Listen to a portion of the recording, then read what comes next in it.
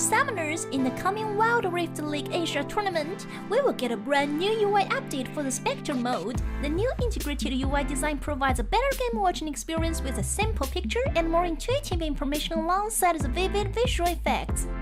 Firstly, we move the original UI information at the top bar and make it into a functional ring design in the upper left corner. The ring not only contains the basic information of the current match, such as the team names, in-game time, number of skills and towers pushed, but also displays the gold count and the red and blue rings so you can see the gold difference at the gallons. What is a great game without the competition for map resources? When a team takes the elemental dragon's buff, the cool map visual effects stick out. The distinctive buff color blocks for each different elemental dragon will be added to the blue or the red side. You can tell whoever takes the Rift Herald to enhance the temple, kills Baron Nashor to increase the lead, or steals the Elder Dragon to secure the game. The countdown special effects for different resources will also help viewers to what is going on in the game and capture the critical information. Additionally, we reshaped the map on the upper right corner. It is easier now to read the simplified map resource icons. The champion cursor now intuitively demonstrates the team tactics, makes it easier for you to track the champion's movements. The most essential in-game stats will be presented by switching between these three enriched panels: Farming Mode, Pre- and Post-Teamfight Mode, and Teamfight Mode. In Farming Mode, we have the key information of players' prospectively play, lane section, champion selection, summoner spell, champion's level, and experience. In laning phase, it comes with real-time gold income, KDA, and champion's build. In pre- and post-teamfight mode, we can see the goal difference on the board. The gap on each lane can be easily tracked by differentiating the item builds before and after the team fight. In team fight mode, we only present the concise real-time stats of 10 players' team fight damage and comparison, so that the viewers can focus on the gameplay by our players. A more compact and intuitive UI design will soon be available to all the summoners at Wild Rift League Asia, and the thrilling League of Legends Handicap Asia League is ready to go. Dear summoners, get online! Dear Summoners, in the coming Wild Rift League Asia tournament, we will get a brand new UI update for the Spectator mode. The new integrated UI design provides a better game watching experience with a simple picture and more intuitive information alongside the vivid visual effects. Firstly, we move the original UI information at the top bar and make it into a functional ring design in the upper left corner. The ring not only contains the basic information of the current match, such as the team names, in-game time, number of skills and towers pushed, but also displays the gold count and the red and blue rings so you can see the gold difference at the gallons. What is a great game without the competition for map resources? When a team takes the elemental dragon's buff, the cool map visual effects stick out. The distinctive buff color blocks for each different elemental dragon will be added to the blue or the red side. You can tell whoever takes the Rift Herald to enhance the temple, kills Baron Nashor to increase the lead, or steals the Elder Dragon to secure the game. The countdown special effects for different resources will also help viewers to what is going on in the game and capture the critical information. Additionally, we reshaped the map on the upper right corner. It is easier now to read the simplified map resource icons. The champion cursor now intuitively demonstrates the team tactics, makes it easier for you to track the champion's movements. The most 41 teams in the LCQ, 3 of the best teams that remain and 1 slot to qualify for the regional league. Today will be a battle of revenge and a battle of vengeance with only 1 team that can claim it all. Welcome everyone back to Wild Rift League Asia Last Chance Qualifier. I'm Infinity, and joining me to break down today's historic plays is Otoluz. And Otto, how does it make you feel that we're now down to the last day of the qualifier? Chills here, Infinity. From the bottom of my soul onto what I ever feel right now, it's just, you know, mixed feelings of not just excitement but also fulfillment that, you know, we are now one day or 3 teams away from finding out who really is going to join the 7 teams that we have crowned 7 teams that we have crowned just a week ago, or just a couple of weeks ago. WRL-A Open Qualifier has really matched everyone's expectations and even exceeded that, right? Yesterday it was just so surprising as to how the upper bracket finals has ended, and now we are going to continue the story and end it today. Yeah, and I love how you stated about yesterday's matchups. It is LCQ, the lower bracket, the upper bracket. Everything came down to which of the best teams remain. Because remember, the whole LCQ would only give one team the opportunity to go into the regional league. So it is all stakes on the line. It is bloodshed time and time again for each and every single series. I really love LCQs. This is where blood, sweat, and tears really happens, right? Infinity. Yeah. And again, when talking about all the teams that we have for the whole LCQ event, it's actually safe to say is that whoever comes out on top of this LCQ, it doesn't necessarily mean that they're the worst team out of APAC, right? It just so happened that there is a certain partition of the slots for APAC. And just a quick refresher for everyone, that's 2 from the Philippines, 2 from Vietnam, 2 from APAC or 2 from Southeast Asia, 1 directed by the team from Korea, and then 1 from LCQ. This today is going to be the day that we will find out as to who that team is. We are down to 3, 2 Filipino teams and 1 Indonesian teams. Yeah. And right now, I'm really excited. The very first series that we're going to have is the lower bracket. It is a battle between 300 and Persis Esports, because from yesterday's matches, from the yesterday's brackets that occurred, it is NAOS who is currently waiting in the grand finals. There you go. A very good visual bracket of what really transpired in the past couple of days. We started casting yesterday, at least for the last chance qualifier, in where we saw the 300 eliminating G2 Blacklist. Same can be said for OBA eliminating Chasing Dreams, and at the end of it all, we saw the 300 continue their journey here in the lower bracket, and now we are down to 2 series: Persis Esports against the 300, and of course the grand finals will be NAOS Esports facing against the winner of the said series. Yeah, and the reason why our openers, Otto, or our introduction towards the LCQ for this final day, for day 2 of the WRL-A LCQ, is because Persis Esports already met 300 in the upper bracket, wherein Persis Esports dominated this team in a 2-1 best of 3 series. And if 300 wins up against Persis Esports, this is another rematch coming in from the Philippine qualifier, wherein 300 was the one who brought down NAOS in a best of 3 2-0 series. So it will be a battle of revenge. It will be a battle of vengeance to battle for that final spot.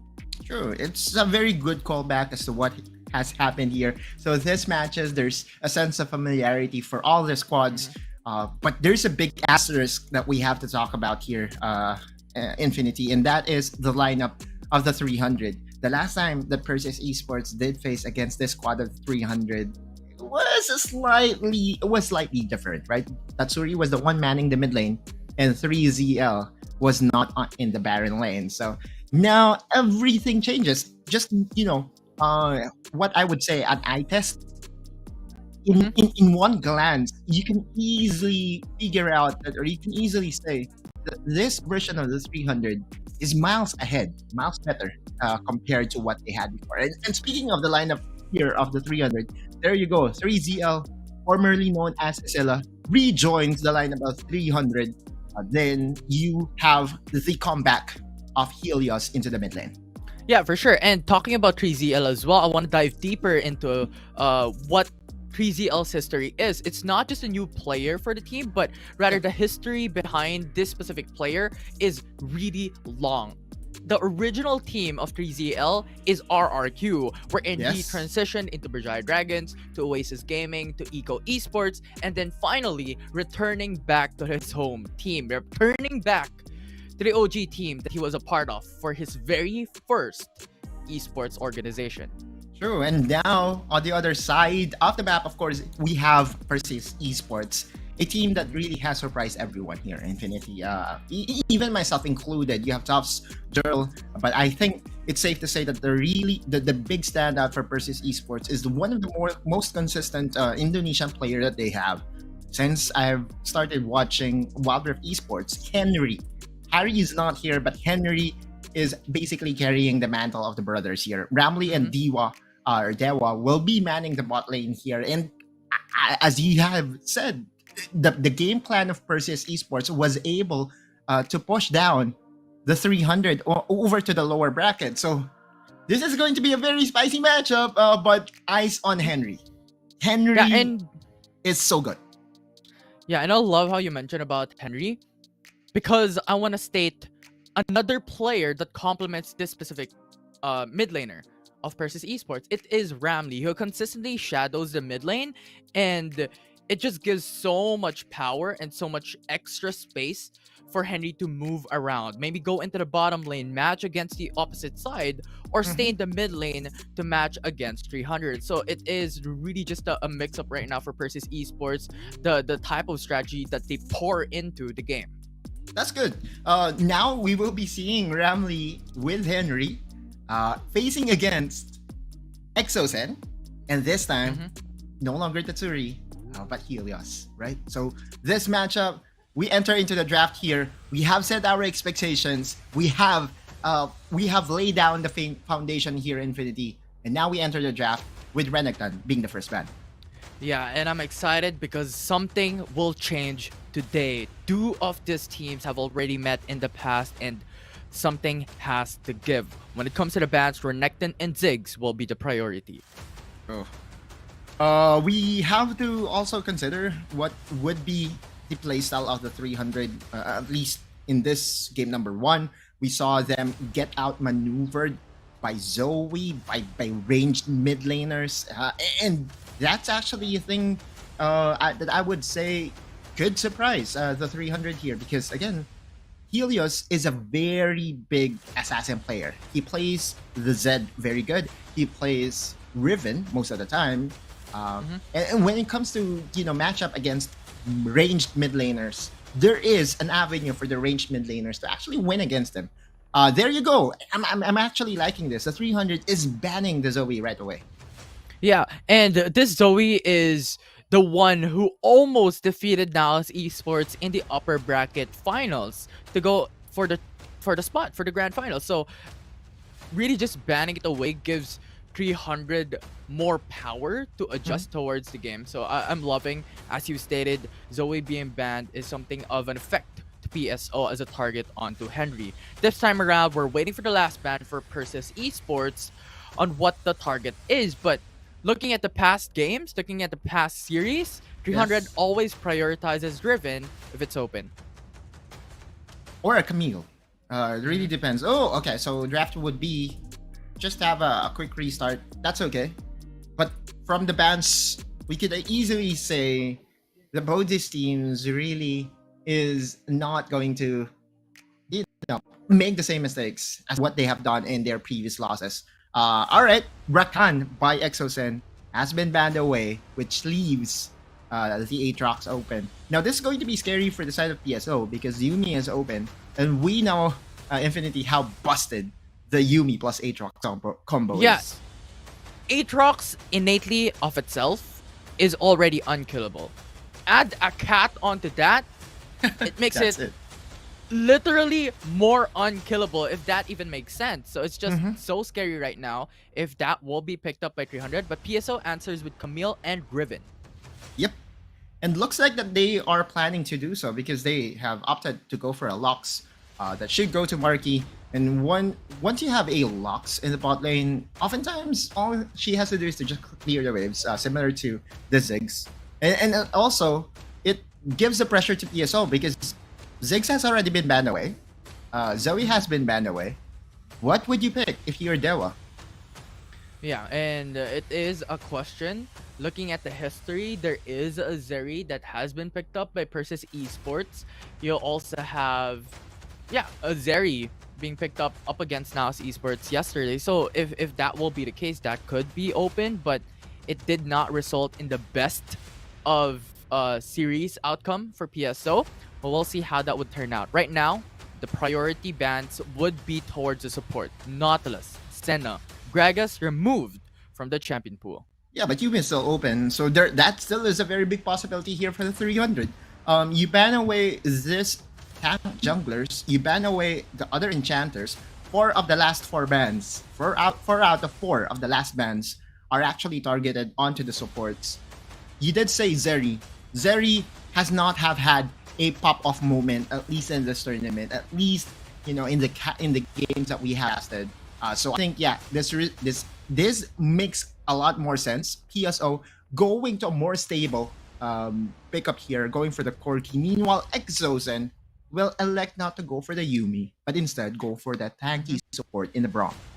Yeah, this is not the worst, because if you're looking at PSO, they're all in when it comes to their lineup. You have Camille, Riven, Galio, so Braum is not the worst of choices. They're going in for Shyvana as their jungler. True.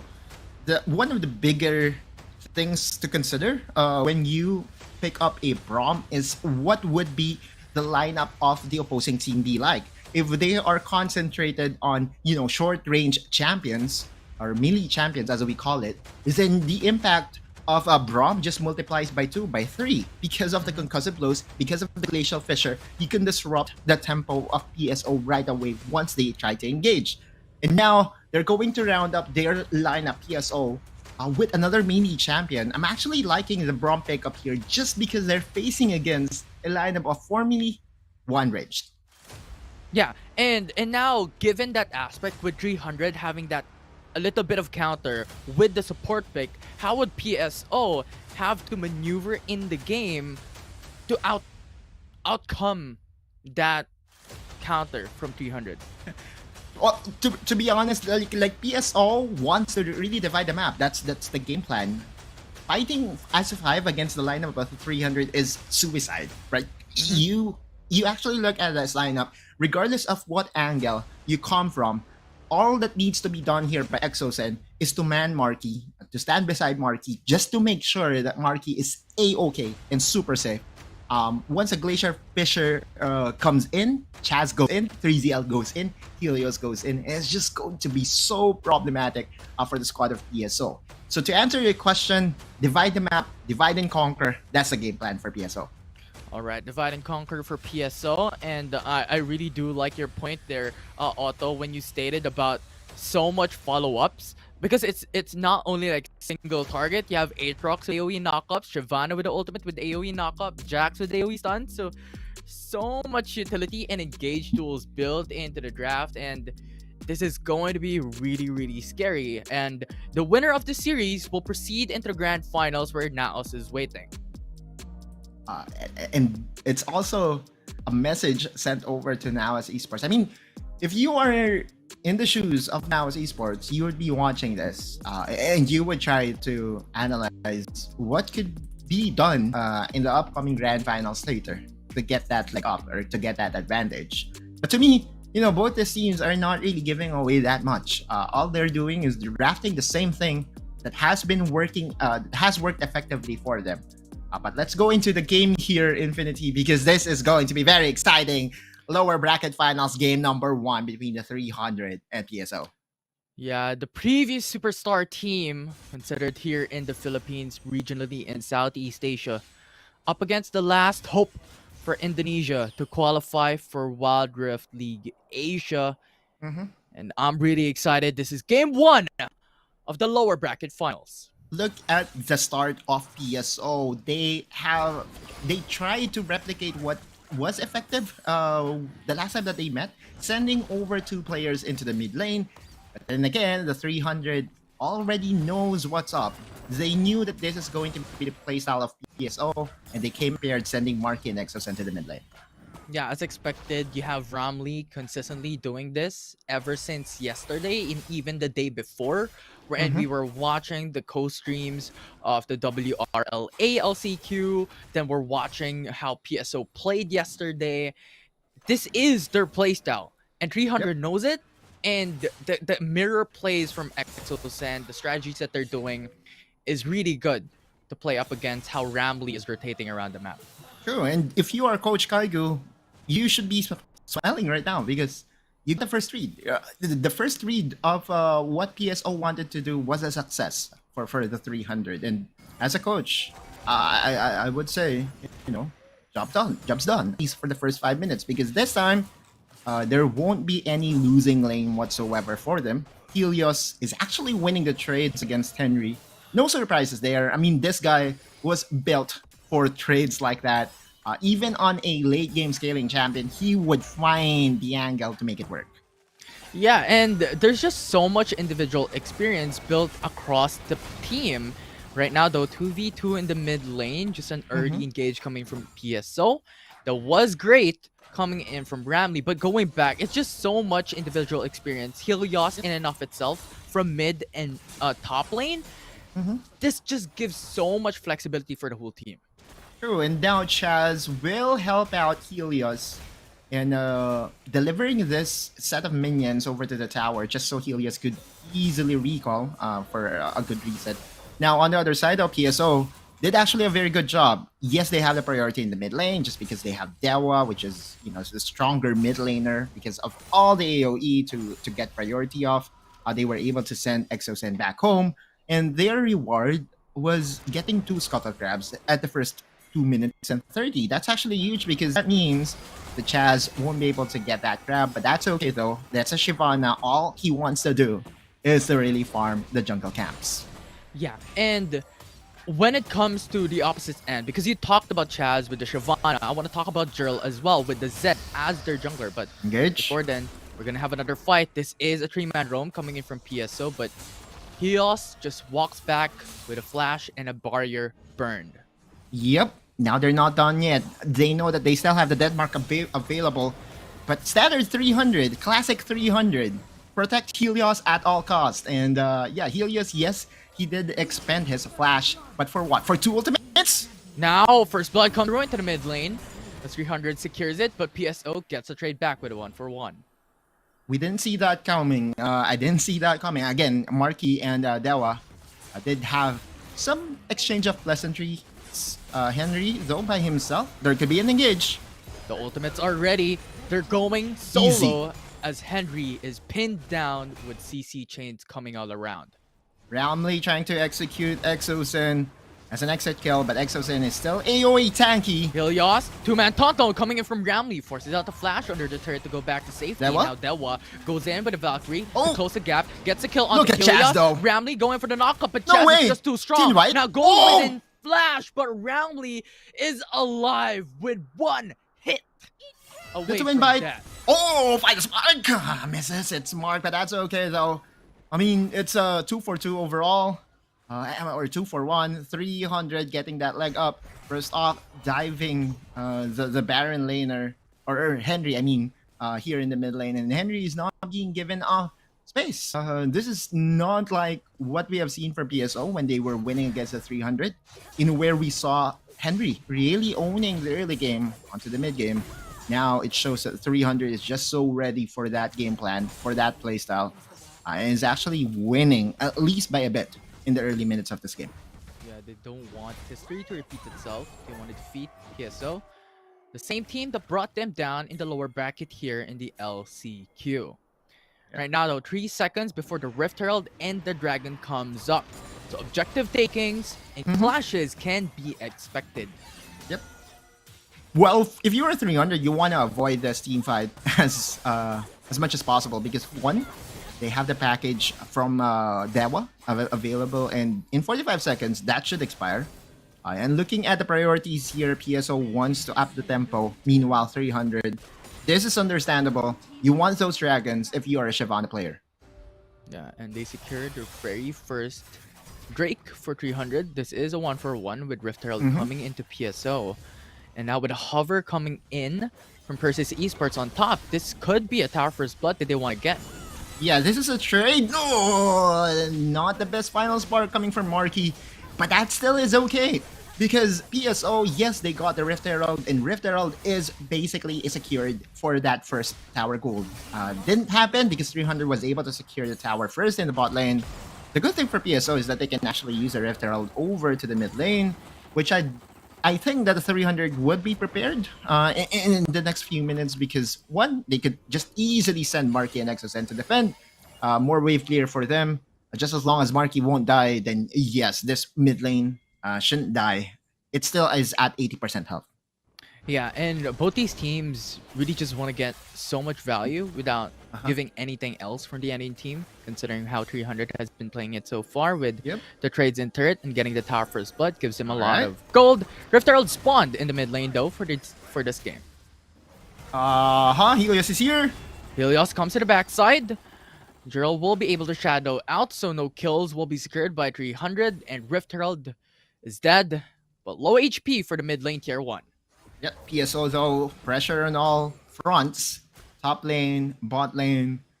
You could see that Rift Herald did actually give them enough space, and Henry is in the area. There could be a potential engage here, although the big caveat there is it's so hard, it's so difficult to engage under the tower, especially against the Braum. One Glacial Fissure can actually just throw off your squad. Chaz though, he wants to still farm, that's okay. I mean, if you're a Shyvana, you're not known to be the most impactful ganker in the first few minutes of the game. You want this stalemates, you want this trade-offs, because at the end of the day, once you have your Draconic Bloodlines up and running for you, you would just be a beast in the late game. Yeah, for sure. And talking about late game as well, on top of Shyvana for Chaz, you also have Aatrox for 3ZL and Jax for Helios. So it's all about a farming game for 300. If this goes late, it's looking scary for PSO's chances to win game 1. Every champion of 300 does benefit from the scaling component. Meanwhile, on the other side, PSO, not too shabby as well. I mean, they still have a traditional marksman carry in the quirky, but PSO wants this mid tower. Still, this is what I'm talking about. 300 is just so ready for this collapses from PSO, and this mid lane tower is still standing strong. Geraldo and Ramley in the area trying to set up a death rush. Oh, right now though, the rotating light binding connects onto one. Glacial Fissure to follow up. It's a knock up. Gerald shadows away. Ignite will take him down, gets that kill. Ramley flashes over the wall, no more. World Ender for 3ZL forced away. The knock-up to follow through with Helios coming back. And that will be a 2 for knock. Follow up, Marky is still not over. Go for the light binding onto Camille. Make it a double for this player. It's amazing of a sight to see for 300. 300 with a 3-0 exchange at the 8-minute mark, and that's just, you know what 300 needs to really catapult this game into their favor. But then, wow, what a read coming from 300. It all started with their patience. They wanted PSO to be ultra aggressive. There's a 1v1 here on the top lane, but that's 3ZL. Aatrox should survive. Looking at his items, has an armor boots, has a bramble vest, so better luck next time here, Jill. Then again, I just would like to emphasize what 300 did just a couple of minutes ago. 300 was able to really read PSO's over aggression, and with Marky's skill shots hitting on top one of another, it was just a very good swing for 300. Yeah, it disabled their engage. It disabled their potential to clash because Jill was immediately dead. They lost another binding. Now one more light binding that connected. Dewa is really low, but the Rift Herald up. 300 has the advantage. Exactly, and no package for Dewa, no summoners. Dewa is basically out of the fight right away. 300 Marky is just making sure that his presence felt here. But what a steal! What a steal! We have to give it. We have to give it to Jill. What a steal! Yeah, and he was solo. The confidence is through the roof. They got the Rift Herald, so overall, it was not that bad with 300. You know, getting a little bit of HP on the Dewa, going for the recall. They still did not get any values from it. Dragon's Descent though, this dragon should mount fast. And this is the second dragon of the game. Although what is going to happen here is PSO would be able to take down the mid lane tower. They want to engage. Henry goes in. Toxic ultimatum onto Exo Sand, followed up Hero's entrance, so that's a lot of cheese going into Easy. the Braum, but that is just too tanky. Braum secures a kill onto Camille. Oh. That is a 1-for-1, Stun. but a clash is going on in a pinch, so Marky has the advantage of going for the light binding. The double kill is secured by PSO. So far, it's a Good 4-2, Herald. but Zed, just around the corner, coming back kill. in, trying to get that kill onto Helios, gets the stun through, but PSO wins it with an ace. What a team fight for PSO. Quadra kill for Gerald. That's what he needs to really accelerate this game. A very timely Red Herald summon there, and PSO was about to win in a pinch. Now look at this. Exosen, yes, the Glacial Fissure had had the best impact possible there, but almost all skills has already been invested. Chaz's Dragon's Descent was actually used to go for the dragon, and we could actually see the team fight here as we look into the replay. Ramley standing strong at the mid lane, but really what turned this around was Gerald's ability to go for AoE damage, shadow in, shadow out, multiple shurikens, multiple shadow slashes, and the AoE damage from Dewa and Gerald is just too much. Yeah, and Corky was not touched across the whole fight. So just a free hit Dewa into the back end, producing a lot of damage, and 300 can't do nothing. Now, obviously, I can easily say that 300 is now on the back foot. 3K behind against PSO. What a showing by PSO, by Persis Esports here. Infinity. Again, we did say that yes, they were able to win against the 300, but that was a lineup that was so different for 300 before. I mean, that was the 3. That was not the 3Z lineup, and I expected, this matchup to be very close. But PSO is reminding me that, hey, you know what, Autolus, we came in prepared. The only good thing running for 300 is they still have the 2 dragons, 2 scaling dragons in their favor, Infernal plus the Ocean Dragon. You could easily say that right now, Chaz is actually nearing the 300 Draconic Bloodline stacks that is needed for that power boost in his 3rd skill. Yeah, I have a question though, because you stated about the scaling dragons, but overall right now PSO has the 5k gold lead. A while ago we mentioned about this huge late game power spike that 300 has that potential to get. Yep. Now, is the current standing going to be a hindrance to 300 into reaching that goal? No, not at all. It just still feels like that this is 300's game to lose, because they still have a very good scaling on 3 of their melee champions. And again, just looking at the kit of Exosen and Marky, they should still be able to impact the game regardless of how much gold is being invested onto them. The only problem that 300 is facing right now is that there are still towers that are left unfarmed for the side of 300. Because if you actually try to compute here, the 6k gold lead the PSO was able to garner was because of the tower advantages that they were able to get, 4-1. Now imagine if 300 was able to get 3 more towers. It's almost going to be even.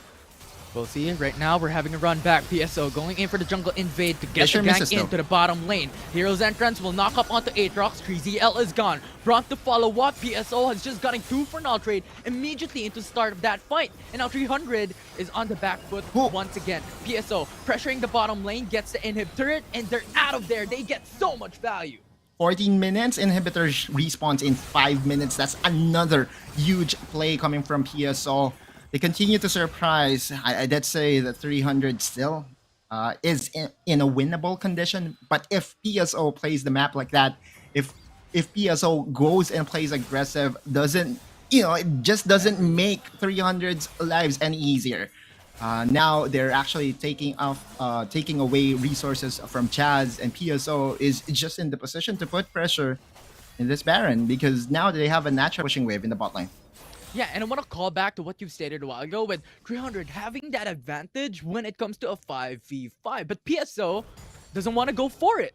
So when it comes to that aspect, 300 doesn't have that advantage that we've stated from the draft because PSO doesn't really want to go for fights. They want to go for objectives. And also go for timely pickups. Henry, Jurl is now a beast. What started to be a problematic state for Jurl was saved by that quadra kill engage in the dragon. Then again, though, this is still 300 that we're talking about. Henry, though, another engage. He's going to decide against that. Showing some badge is Ramley. I love the confidence, and I know that 300 has something to say. Tubbs is alone. The top side river. Baron will not be started. 300 just getting the risk cuddle. All right. Denying the 3 dragons trifecta for Chaz. That's a mountain dragon. All the 300 needs to do right now is to turtle out the game. Make sure that, you know, the pickoffs coming from Henry won't happen again, because it was actually the beginning of the disaster for 300. Almost every time Henry starts the fight with Ramley coming in, and you're right, Jerl and Dewa leaves and goes untouched the backline. Exocen though also has to make sure that his Fisher connects, because I feel, you know, the bottom lane engage against 3ZL could have been avoided had it been that the Glacial Fisher connected. But look at this, PSO, Sneaky Baron. Yeah. Oh! But right now, 300 has that information. Gerald is really low, but the GA is there Okay. for an extra safety. Chaz Henry? comes here to the rescue. 3ZL as well with a World Ender. So PSO has to retreat. Yeah. If that was a state in where 300's bottom lane is not exposed, they could easily go for that team fight. But wisely, Helios said, and the team said, we cannot fight this. The bottom lane minions are pushing against us. And if we try to continue to push this, our Nexus is exposed. And so what they did there is to just, you know, buy time for their squad. Buy time. It's the same concept over and over again. They have to buy time. They have to buy time. Wait for PSO to have that misstep, or wait for the scaling component of 300 to go online. Although, something that I want to point out is PSO still got value because Chaz lost his ultimate. So at the very least, they have that advantage for a couple of seconds into this matchup. True. Right now, they have a huge hover though on top side. There's also a huge gold lead on top side though. 3ZL is stuck, exhausted, forcing out the World Ender, but his Dead. life is gone. It's just over. PSO will get that kill on the Baron laner of 300. Yep. Now on the top lane, Marky left on his lonesome. He needs to defend his 1v4. Final spark going there. Flash going in. Jerl gets the ultimate in, but instead they just want to get the inhibitor time and time again. Easy pickup from PSO. It's so methodical. Go for pickoffs. Once 3ZL or once one member is actually down for the count, they could easily move in to go for the objective. And that's 2 inhib towers down in 45 seconds though. Infinity, it does look like that the bottom lane inhibitor would respawn. Is a new feature here in Wild Rift. Now, at what minute mark does it?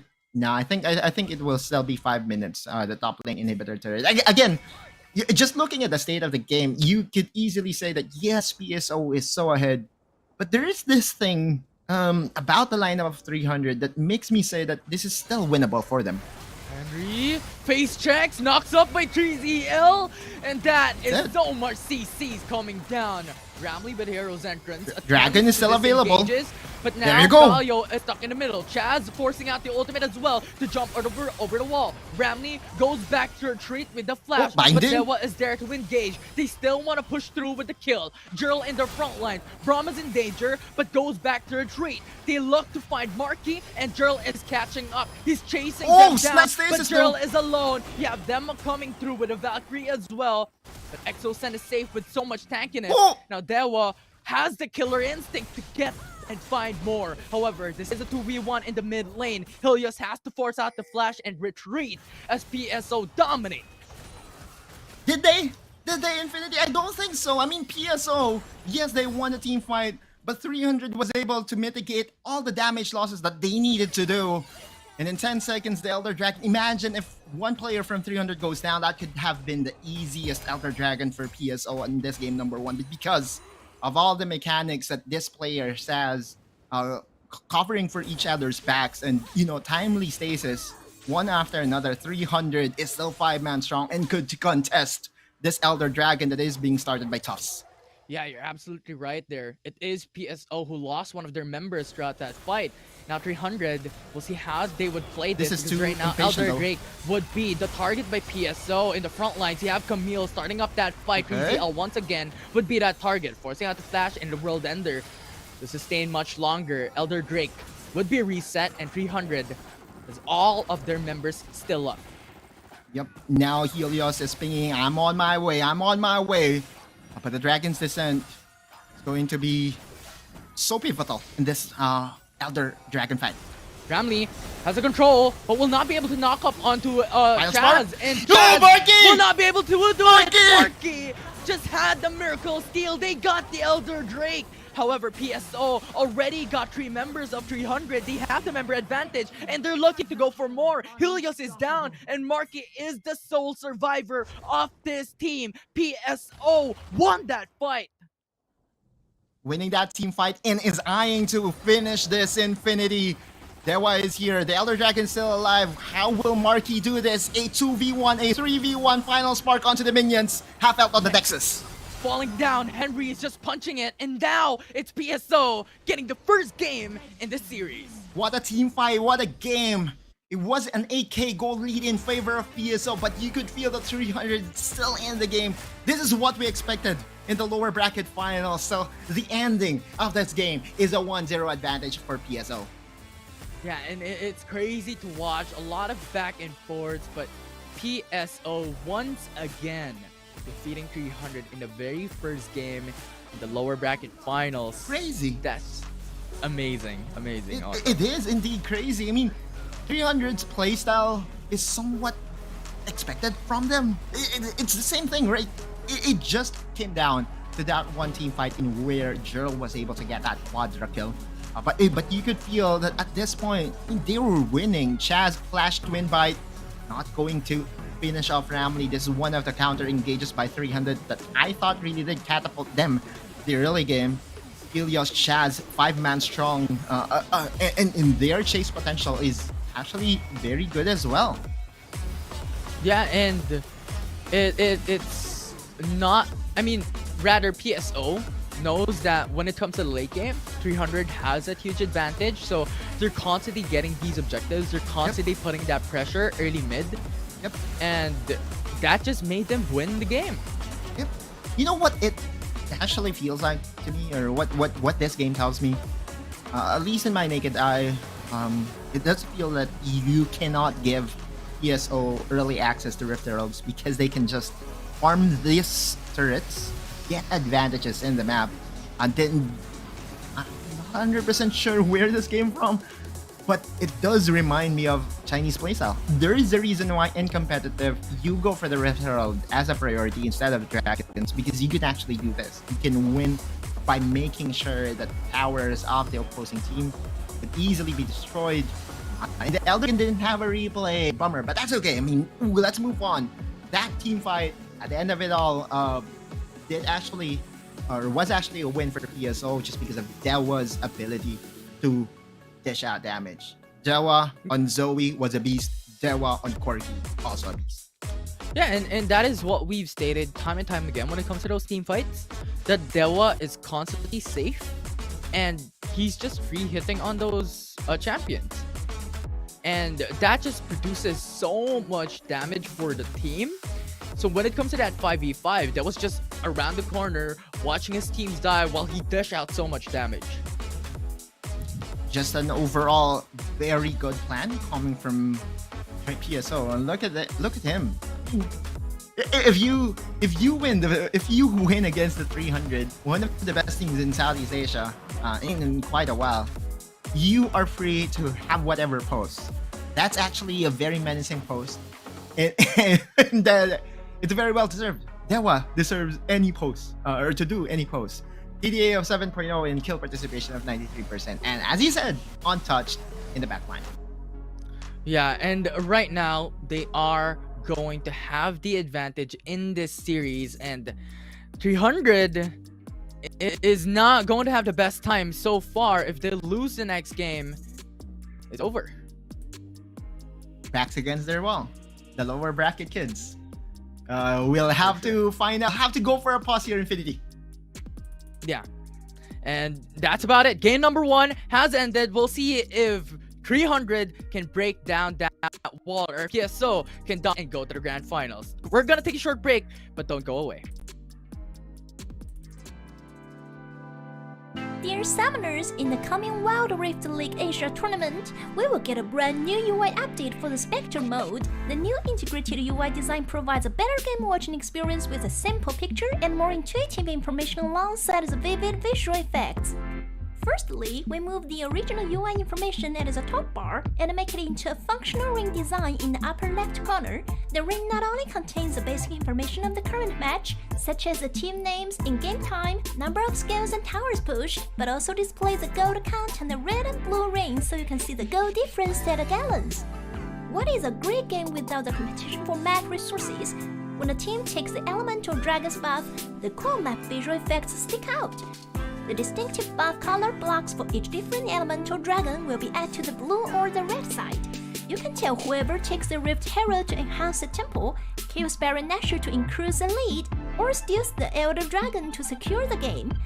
The countdown special effects for different resources will also help viewers to what is going on in the game and capture the critical information. Additionally, we reshaped the map on the upper right corner. It is easier now to read the simplified map resource icons. The champion cursor now intuitively demonstrates the team tactics, makes it easier for you to track the champion's movements. The most essential in-game stats will be presented by switching between these three enriched panels: farming mode, pre- and post-teamfight mode, and teamfight mode. In farming mode, we have the key information of players' prospectively play, lane section, champion selection, summoner spell, champion's level, and experience. In laning phase, it comes with real-time gold income, KDA, and champion's build. In pre- and post-teamfight mode, we can see the goal difference on the board. The gap on each lane can be easily tracked by differentiating the item builds before and after the team fight. In team fight mode, we only present the concise real-time stats of 10 players' team fight damage and comparison, so that the viewers can focus on the gameplay by our players. A more compact and intuitive UI design will soon be available to all the summoners at Wild Rift League Asia, and the thrilling League of Legends Handicap Asia League is ready to go. Dear summoners, get online!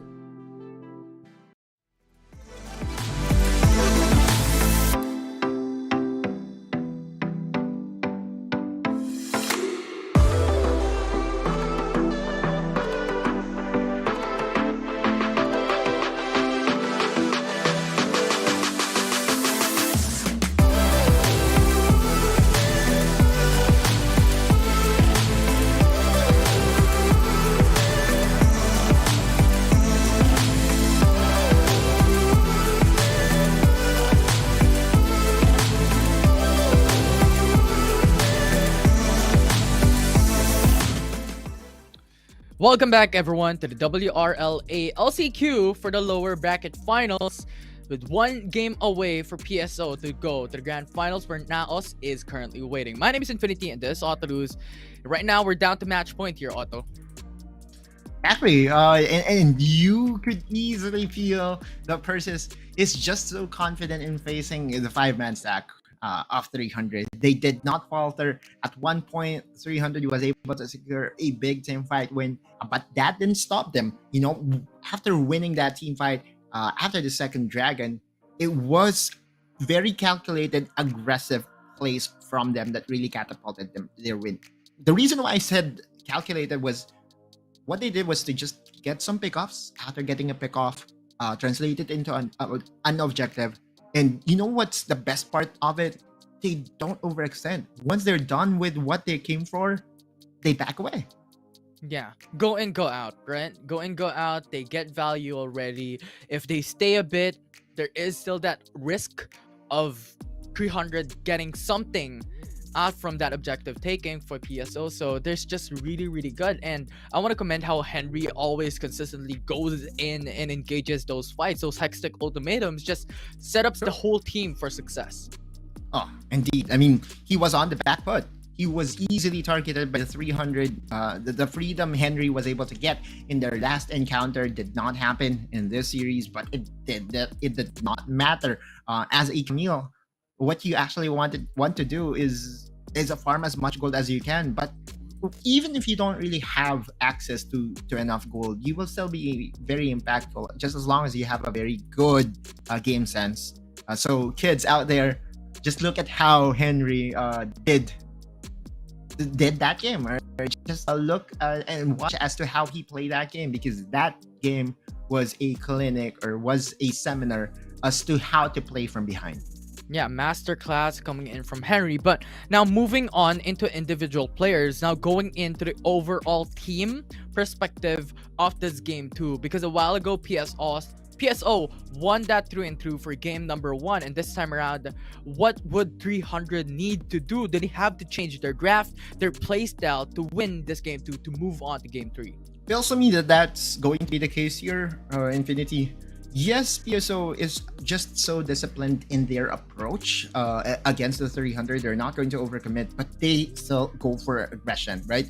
Now, if there's anything that I would love to see from the 300 is that they draft for the early game, in where the Rift Heralds won't be gifted over to the PSO, because from that game, you could actually see, or you could actually say that PSO, once you give them early game goal leads, once you give them early game territory leads, can actually set up pickoffs that would be very beneficial to them come mid game, right?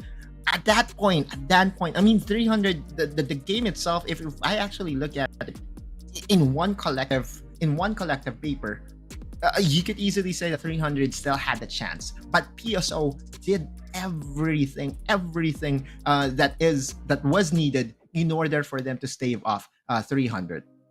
Yeah, it was semi-perfect on PSO's performance from that game number 1. I'm really excited how 100 will change things up here right now for game number 2. And as expected, 300 will be picking the red side, because statistically, looking at their past series from the days before, majority of their wins come from this side of the draft. I love your callbacks. I mean, familiarity with the side selections is so important, especially in do or die games. PSO already is in match point. If they win this, they will be facing against NAOS, and they will be throwing the crowd favorite 300 out of the competition.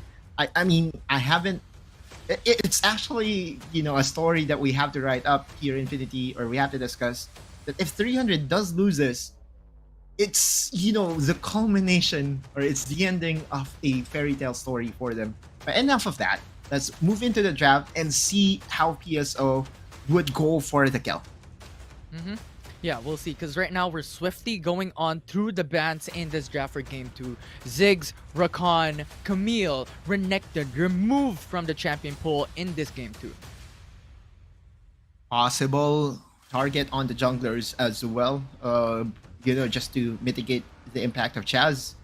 But PSO isn't actually afraid of Chaz Kha'Zix, because we did actually see that the last time that they fought each other, they just picked Garen, and the tanky front line, the Stick S5, was actually what catapulted PSO to a win against these 300. We'll go back to the draft in a bit, but yes. Yeah, and something that I want to point out, on top of, statistical blue side win, or red side win rather, for 300, is that when it comes to the side of the draft, they always first pick Riven, no matter what. It is always going to be the priority, and it's just so flexible. It can go to Helios, it can go to 3ZL, so that could be an expectation here for game 2. Of course. I mean, Aatrox is left open. It most likely is going to the hands of the blue side. I just felt that Aatrox did not pan out because it wasn't played around that much. Remember, the 3ZL is actually playing on the weak side. Helios just vocalizes and demands more attention than the Baron laner, than their Baron laner, and for a good reason, right? I mean, you have a scaling champion for Helios, but it's different from a Zed, right? Is Zed Right. would actually win lanes, would actually put pressure at the first 5-minute mark. That's the thing. I mean, if you are going to utilize Helios in this effect, and where you have to wait for his ultra scaling to really go online, then you have to find ways to really impact the game at the early stages of the game. And Chaz and Helios are both late gamers. That's actually one of the caveats that we have to talk about there, right? In the game 1 draft, the early game presence was so weak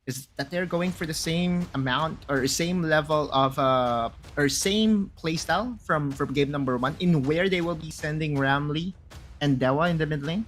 So that will be a 2v2 in the mid lane rather than the standard 1v1. For sure. And right now, 300 locks in onto Ashe, so expectations would be set that the duo lane would be a lot of utility in store for 300. However, PSO, with Yone Morgana. being open, they lock it in.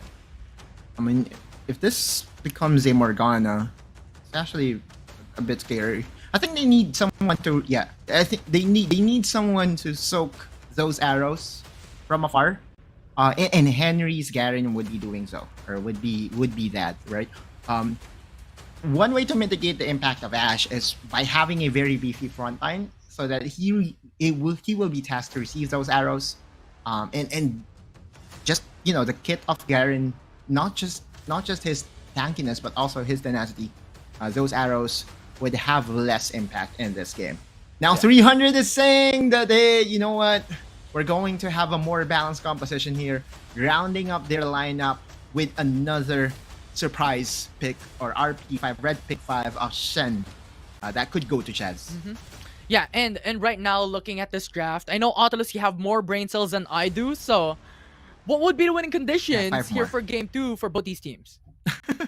For 300, they knew that PSO would actually play it safe, would actually try to stall it out until the late game. And looking at the lineup here by 300, it's not as aggressive, but they want to make sure that the side lanes would be in their favor. What I mean by that is, once you actually put Ashe in the mid lane, he has access to throw the enchanted crystal arrows in the top lane and the bottom lane, and very low cooldowns at the 13-minute mark. At the level 13 mark of an Ashe. So it's all about the side lanes for the 300. Meanwhile, on the other side, it's the same thing for PSO. Win the early game. Once they get the tempo advantage in the early game, they would translate it by making sure that 300 won't have enough space to go for counterattacks. All right. Expectations are set. It's a side lanes pressure advantage coming from 300 and a snowball potential here for the side of PSO. We'll see, because right now it is already match point. PSO has the advantage as we jump in to game 2.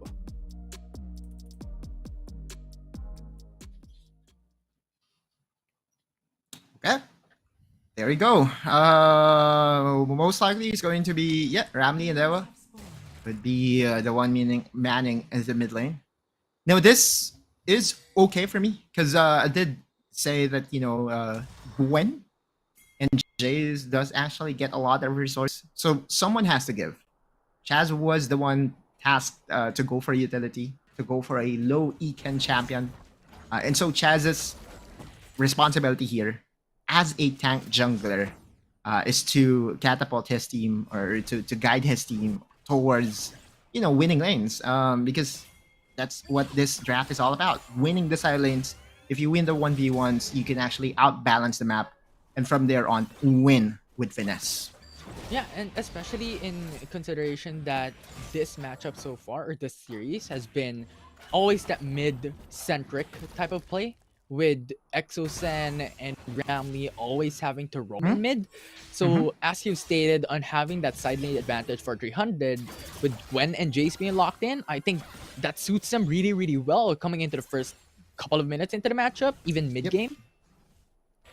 And also, Helios is on a more aggressive champion this time, rather than going for the ultra scaling. I mean, Gwen's early game is kind of sus as well.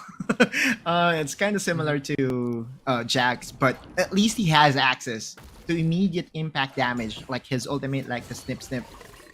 And so it's not going to be the passive Helios that we saw from game number 1. He would go for ultra aggressive trades, as what we are seeing right now. He's going to spot Jurl in the process as well. And look at PSO. PSO was able to get priority in the mid lane. Same playstyle as from what we have seen from game number 1, and is now posing to dive. But that hook shot, sorry, not hook shot, but hawk shot, was actually able to spot some members here by PSO. Yeah, and that just gives them that extra utility, as you stated about that Ashe, because Coming into this game, looking at the draft with what you've mentioned, I just want to call back about being balance of a draft for 300 because they have late game a champion, which is Helios with the Gwen. They have early game champion Freezy L with the Jace, and they have so much utility with Chaz, Marky, Exosfen having so much engage tools and actually also a defensive tool for this team. So overall, I'm really loving how this has turned out. It's a very quiet game though. These are the games that, I don't know, tension continues to build and is not your forte, Infinity. You want explosive team fights from the get-go. But this is kind of expected, right? From what is happening right now. One more loss, 300 is out of the competition. And so the tension is really up there. But if you are actually 300 and if you are a fan of this squad, you would know that this is not their first rodeo in this high stake matches. High pressure matches because they've been here. They know what to do, and their confidence would not falter at all. Yeah, and you know what? It being stale, I'm not totally opposed to the current state of the game because when we look at that perspective, we have to reiterate that PSO has so much scaling potential as well. Jirl is on Yone, Dewa is on Corki, Tofts is on Riven. You have Garen and Galio as utility champions and front lines for PSO. So this is just stating, you know what, we have to play it safe, we have to play it patiently, and you know, put our pressure a bit on the side lanes because we don't want to give so much ability and gap for 300 to be able to scale. But we have to reduce the risks in this early to mid game. Summary, risk aversion is the playstyle for PSO, at least for the first few minutes, and that's okay, right? Kind of understandable, but this is where things get a little bit more spicy because now Marky has access to Enchanted Crystal Arrow, right? And a very well-placed arrow could signal the start of a team fight or a skirmish that I think would actually happen at the first 5 minutes of this game. If they go for a trade here for off objective, it would actually surprise me because if I'm 300. If I'm 300, I would actually challenge this early game tempo of PSO, and I would try to snag away the Rift Herald. Yeah, definitely. Although Enchanted Crystal Arrow will be rendered useless if he can't hit them. So let's see if Marky is a good driver of the ECA in this game. That's actually a question, yes, but kind of expected the pros should hit their arrows, right? For sure. But yeah, now we're seeing that Chaz is actually posing here in the Dragon, and the good thing of having the Shen is you can actually have a very, I would say, unorthodox pathing because you still have Stand United, which means that you can actually go for this play, and then if they invest a challenge. They're going for the knockup with a flash from Galio, so that's just no escape coming in from Helios as first blood is secured by Persis Esports. What a play from Persis Esports. I did not expect it. I knew that PSO would go for the Baron, for the Red Herald, but what they did was to just leave Jirl by his lonesome. It was actually very risky because had it been that there was a challenge from 300, what they could do is to actually leave Chaz to get the Dragon, and then call Chaz with one Stand United, and that's it. And that is what really surprises me the most from this lineup of PSO.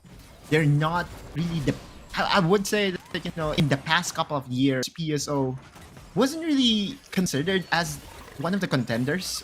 Yes, they're the best team from Indonesia, but in Southeast Asia, it has always been Vietnam, Philippines, maybe even Thailand.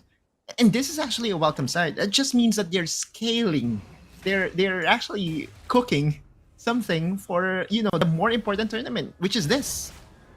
0 out of 1 Crystal Arrow so far. Will not connect onto Henry, so not the worst because they were able to get that taunt onto Henry with Chaz. Phenomenal skill play there. But right now here in the mid lane, as PSO wants to go for another turret. I mean, this is what they're known for. Over the past few days, over the past few series, it is PSO who is constantly being considered as the tower breakers. And that Rift Herald usage of being able to get not just one tower, but also the mid lane tower. It is the same problem that 300 did face during game number one. Game number one was actually a little bit better for them because you know that they have the scaling side of things to work for them. You know that once a game goes late, once they clean up or once they actually perform to their maximum potential during team fights in the late game, things could go into their favor. But this lineup of 300, it's not as late game centric as it was, and yet PSO is winning their game so good. Yeah, and I gotta tell you, Autolus, this is what PSO has done to defeat 300 in the past, right? When you watched 2 days ago, it is PSO who's constantly going for the Rift Herald, who's Look at constantly Henry. getting those turrets. And right now, 300 is a bit of a trouble, but will be able to go and back away with the dashes. So it's just how good the macro playstyle PSO is providing into the series here in the lower bracket. I mean, what a revelation from Indonesia. This is not what we expected at all, but PSO is turning heads right now. There's an arrow. Right now, let's see though. The taunt will connect.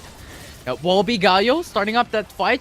Being the Standard sponge crystal. of the whole team. The Whoa, hero's he entrance missed. will be there, the 2-man knockup, but the 4-man roam from 300 will be able to secure the support of PSO.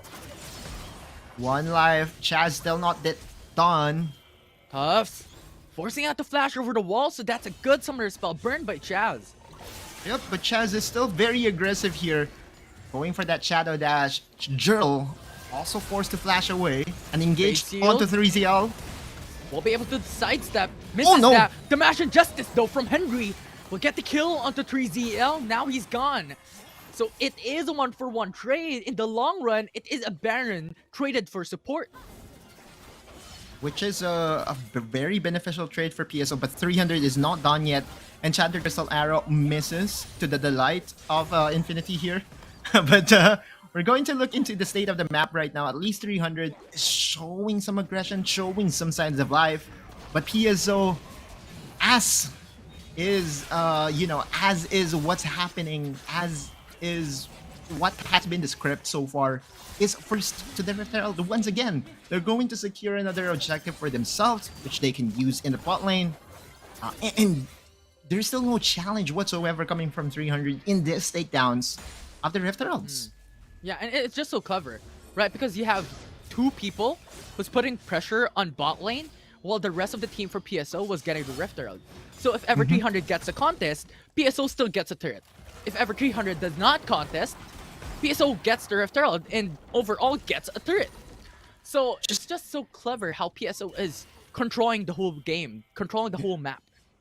Just a methodical approach, dissecting, dividing, and conquering 300 every single time. They don't want 300 to form their best formation. And what they want to do is to just continue to disrupt the flow, disrupt the flow, disrupt the flow. Now 300 would most likely go for a challenge here. This could be our very first 5v5. One thing to note, the package for Dewa is available. Yeah, for sure. Everyone's hovering onto the Mountain Drake. Every single one for 300, every single one for PSO is ready to go whenever an engage occurs. So get ready for a clash, get ready for something to happen. However, the vision game is going to be really important with this objective up. Okshots really does help in this vision games, vision tug of war. But the engage could come any moment now. Gerald starting Drake. You have a 1v1 on the side lanes, but looking at the overall, you have Exosen going through and through. Explosive cast will get through the disengage. However, Helios is already down. 300 is now going back onto their very own jungle United, as though. Ramney goes for the knockup onto 3ZL. Chaz's Stand United will not save his teammates' life. The taunt is there to follow up. The CC chain is great. PSO has the man advantage as two people are already dead for 300. And overall, it is a 2-for-0 trade. Another team fight, another win for PSO. Marky was actually standing there, dishing out as much damage as he can, but he is not built for damage. He's built for utility. You can actually see in the inventory just a bit later that the support item was actually for Marky. Was built by Marky. So this is not your traditional marksman in where the Ash would hit a million damage in every team fight. And you know, it was so close, but PSO really is just getting the advantage over and over again. Ramley also asserting his dominance, flashing his badge, and is messing up the minds right now of 300. Yeah, and on top of what you stated about the Serpent's Fang building onto Executioner's Calling, on top of that, it is Marky who has the support item instead of Exocent. So this is a turnaround that 300 is doing. Maybe the opportunity to get that kill. Now ECA connects onto Garen, gets knocked up through. The CC Chan is there to follow up by the Exocent with the explosive cap. However, PSO is there to respond. Into the fray, we have 5-man roll from PSO into the bottom side. 300 is matching up the damage though. However, Chaz is very low. Exocent and the remaining of the crew is so low they have to retreat. Harry is on the backside on the jungle. However, will not pursue for a kill. So overall, no one died from that fight. What a team fight, and what a body slam coming from Exocent. It was actually enough to dissuade the assassination attempt by PSO. But another arrow connects here onto Dewa. 3ZL's impact very much mitigated by PSO's lineup right now. Galio coming in, Henry covering for that enchanted crystal arrow, making sure that it does not hit the priority target. There is a play that is being done here by 300 that could be a very sneaky taunt coming from Chaz. They will be deciding against that, and they will continue the farm game. But don't get me wrong here, Infinity 300 is really feeling the pressure right now. Look at the gold lead. It has ballooned to 5k. Yeah, and that is my follow-up question, because right now we have mentioned that PSO has the better lead when it comes to power scaling, given the fact that they have Yone and Corki in their draft. Now, with that 5k gold deficit, what should 300 do to make it back? However, right now, though, a fight occurs on top side. This is Chad going for the stand united on Helios. Buying a bit of time. Sustainability is there, but a 2-man taunt will be secured. Dewa comes through into the right flank. Reduce a lot of damage, and Chaz has to retreat. 300 is very low. The flash is there by Jurl to follow up for that team fight, but will not go for an all-in engage. All about winning the side lanes, Infinity, and 300 is not winning the side lanes at the moment. The resources, the gold isn't there yet for Helios. Yes, you're right. Yone is scary in the late game. Yes, you're right. Corki is also a scary champion come late game. But Helios, the MVP of the squad, needs to perform at another level.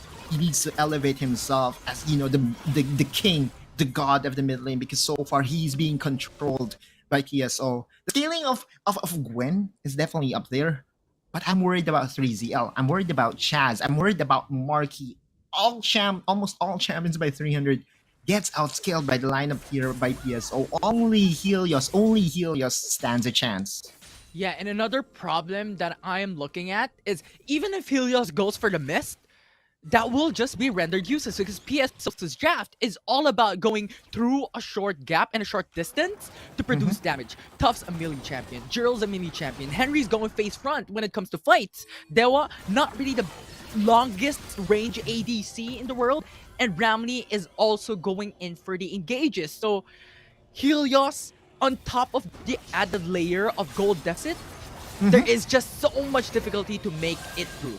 Right now though, Fate's Yield going on to Chaz, but Solo and Bound pulls back Jurl.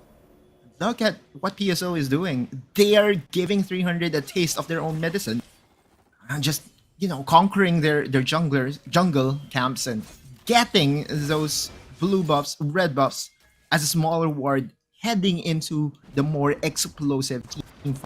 Now 300 wants this Infernal Dragon, giving this away to the scaling line of PSO is just too much. 300 versus PSO, this could be the last ready fight. To go. They're going for the silence. Here's Entrance to follow up. However, 300 is faster at going back. The dragon is still being started. Now Jurl comes through with a solo unbound. He's being pinned down. Stacy's enchant is forced, and PSO is now in danger as 300 goes for the counter engage. Garen is dead. It's a 1-for-1 for now.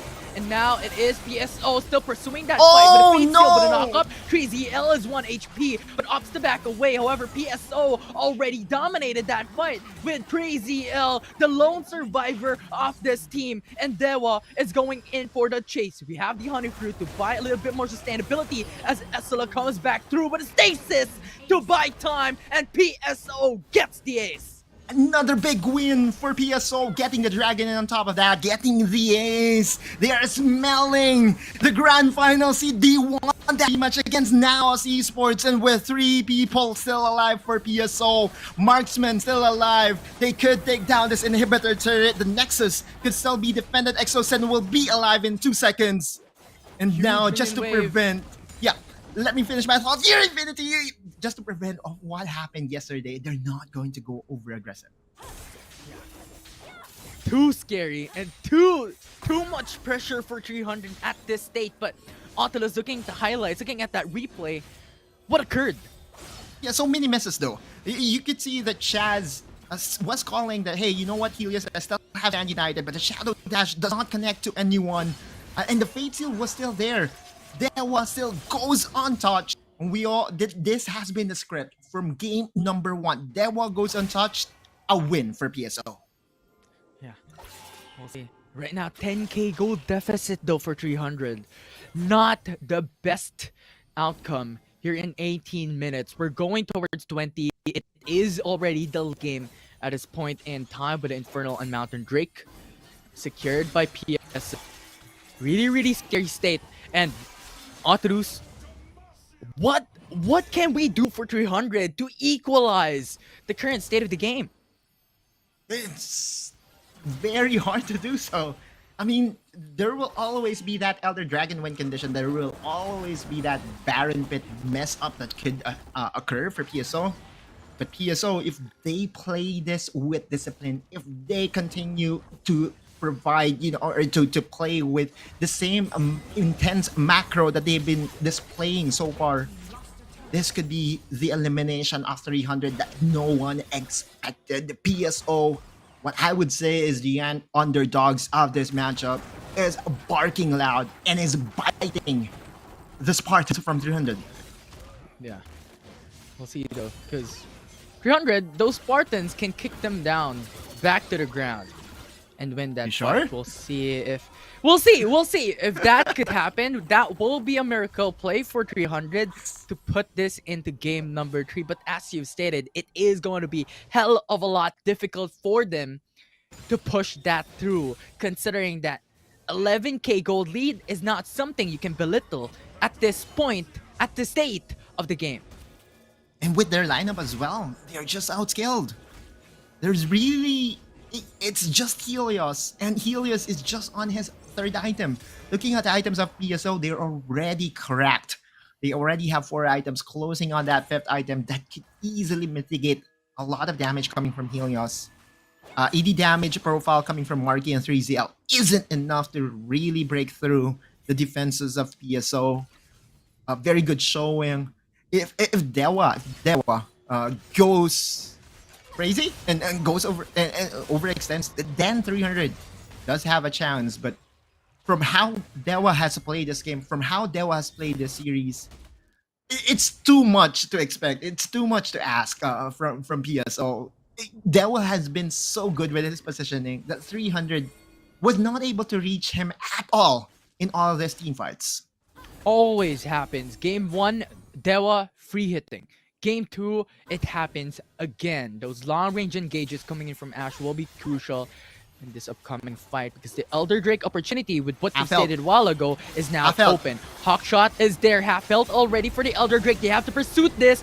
300 is going through. We'll see as PSO gets the Elder Drake. This is their condition to dominate 300 as Gwen falls down and 300 has to retreat. By time, delay this game. However, that will not be as PSO is looking to end this game. 300, the Spartans has fallen. PSO is looking for the kryptonite play onto this team. The Kings of Kings have been dethroned, and the Nexus will fall as PSO will secure the series to go to the grand finals. We welcome the new overlords of Southeast Asia, Persis Esports. Eliminates 300. All smiles from the squad. I wish that we were able to see, the player counts, because this is what they were trying to go for from the very beginning of WRL-A Esports, Indonesia, Persis Esports, Echo, and every single teams that did come out from ID. wanted to showcase to the world that they are the real deal. And finally, by eliminating the crowd favorite, by making sure that 300 won't be able to get that revenge, they finally have introduced themselves. Yeah, and Indonesia's last hope is still up. They are going to the grand finals facing NAOS Esports, the team that brought them into the lower brackets, and this is going to be a scary finals. However, looking at the highlights from that game, what can you say about it, Otto? Just a very systematic approach to the game. A very educated approach to the point that, PSO's draft was to win the early game and was not and to not allow Helios to pop off. Helios was not given any opportunity at all to have that star highlight moment. And looking at what's happening in that particular clip, Marky really did try his best, but he was not made to deal damage. He was the utility Ash that we have seen many times. Had it been a Ziggs, could have been very different, I tell you that. But PSO, give credit where it's due. They eliminated the gods that we thought would actually rise from the Philippines. And now, with them being eliminated, I can easily say that, hey, you know what? If PSO runs away with things, if they win the LCQ, they will be a scary team in the WRL-A.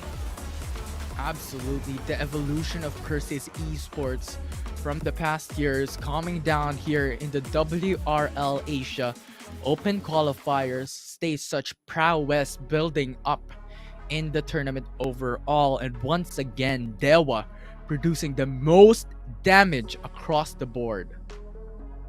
Problem that will now be analyzed and will be attempted to be solved by NAOS Esports.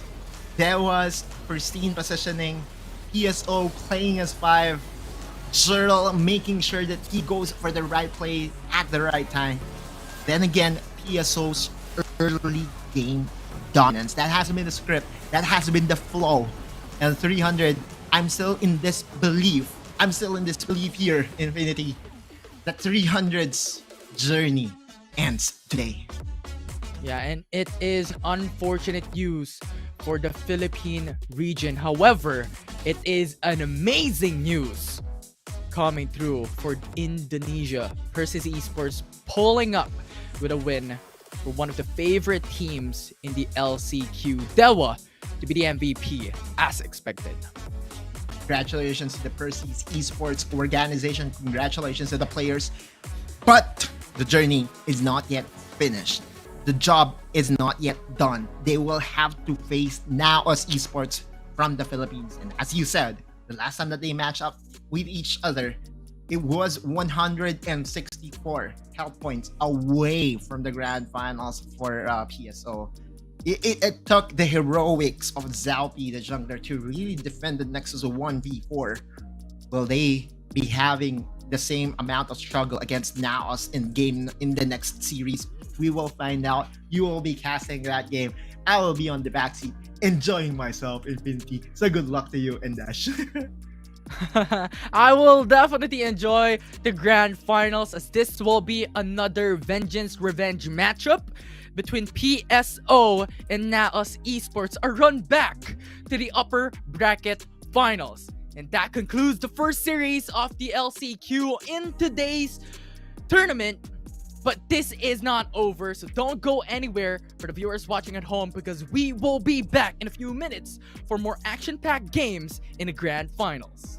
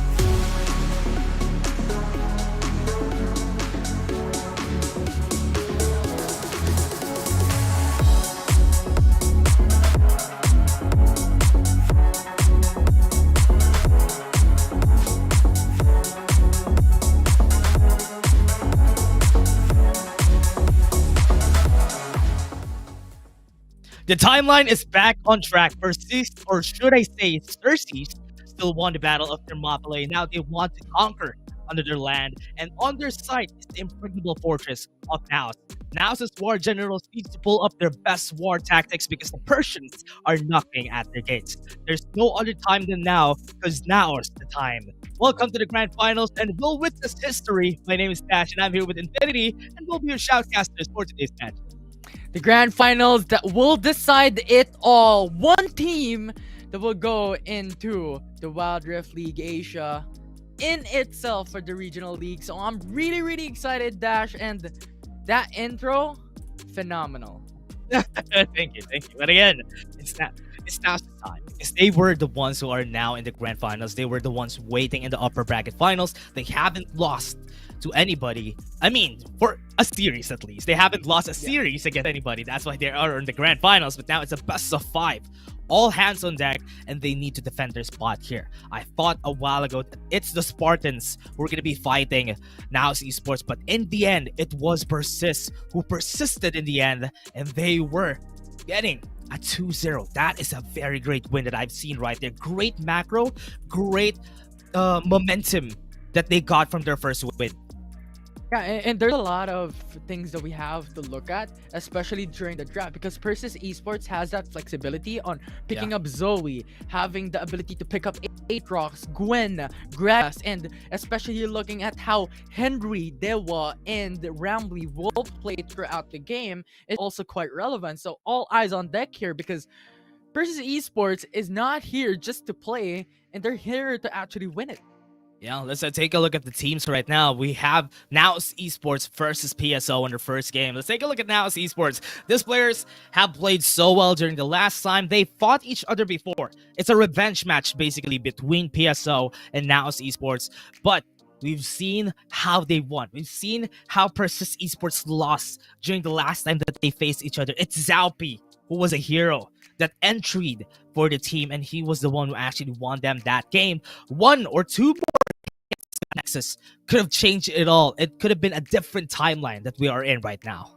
Yeah, and it's Zaupi changing history from that game, winning the upper bracket finals to go here today for the grand finals, waiting ahead of time for Persis Esports to come up. And this lineup is not just about anything, because experience is there for them. And now proceeding into Persis Esports, Tufts, Jurl, Henry, Dewa, and Ramley is here to dominate. Henry, time and time again for the past few days and the past few series, has been showing quite a big benefit to the whole team for those engages. Ramley's rotations all throughout the map is felt in the presence of topside, mid lane, and bottom lane.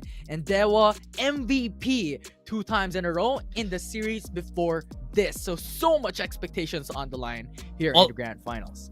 All I can say is that Persis Esports, everybody of them are really good. Honestly, they play so well, and they play around each other really great. And that's why most of the time, whenever they pull out something that is really out of the box, they are always going to be pulling it off somehow. Sometimes it doesn't work, sometimes yes, but they have the confidence to pull something out of the hat, and most of the time it's something like a Nautilus in the jungle going full AP, and that has a deja vu in my mind, Infinity, because they lost that game, but still they have the confidence to actually pull that out. Yeah, and what we have discussed even prior to the series during the break is that how Persis Esports knows what to do to go into their winning conditions. All 3 days from today was they're playing towards objectives. Their control over the map is immaculate, and that is something that is to be expected. And now the question is brought on how NAOS Esports is going to maneuver the map. Are they going to prioritize the Rift Herald? Because this is what makes Persis Esports strong. Their tower objectives is constantly on point. Yeah, they have great war generals behind them, and that's what I like about both of these teams. I mean, if the 300 is a very aggressive, very brute forcey type of team, these teams, they use their draft into their favor every time. They use their draft, they play around the draft, they use the first stake of their Rift Herald on their hands, and most of the time, the reason why the NAOS Esports in the 300 had a hard time was because when they got the first Rift Herald, they're going to be taking 2 towers every time on the side of the Persis Esports. And that is on top lane and in the mid lane. Yeah, Traditionally, that's true. this is what we felt from PSO as a team. Yeah, and now with this draft that we're having, the respect that we have from both of our sides, they don't want Mitsura to have the Corki.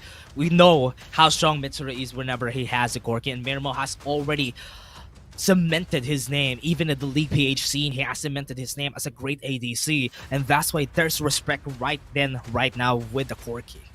Yeah, and I love what the side selection is for this specific series for both these teams, because Persis Esports is known to have a lot of comfortability towards the blue side, and as for NAOS Esports, their favor is towards red side. So at the moment, these two sides is in favor for both these teams. Corki, Wukong, Aatrox, and Gwen. This is what we felt from their series yesterday in the upper bracket finals, wherein Aatrox, Camille, and Gwen is the prio for NAOS Esports.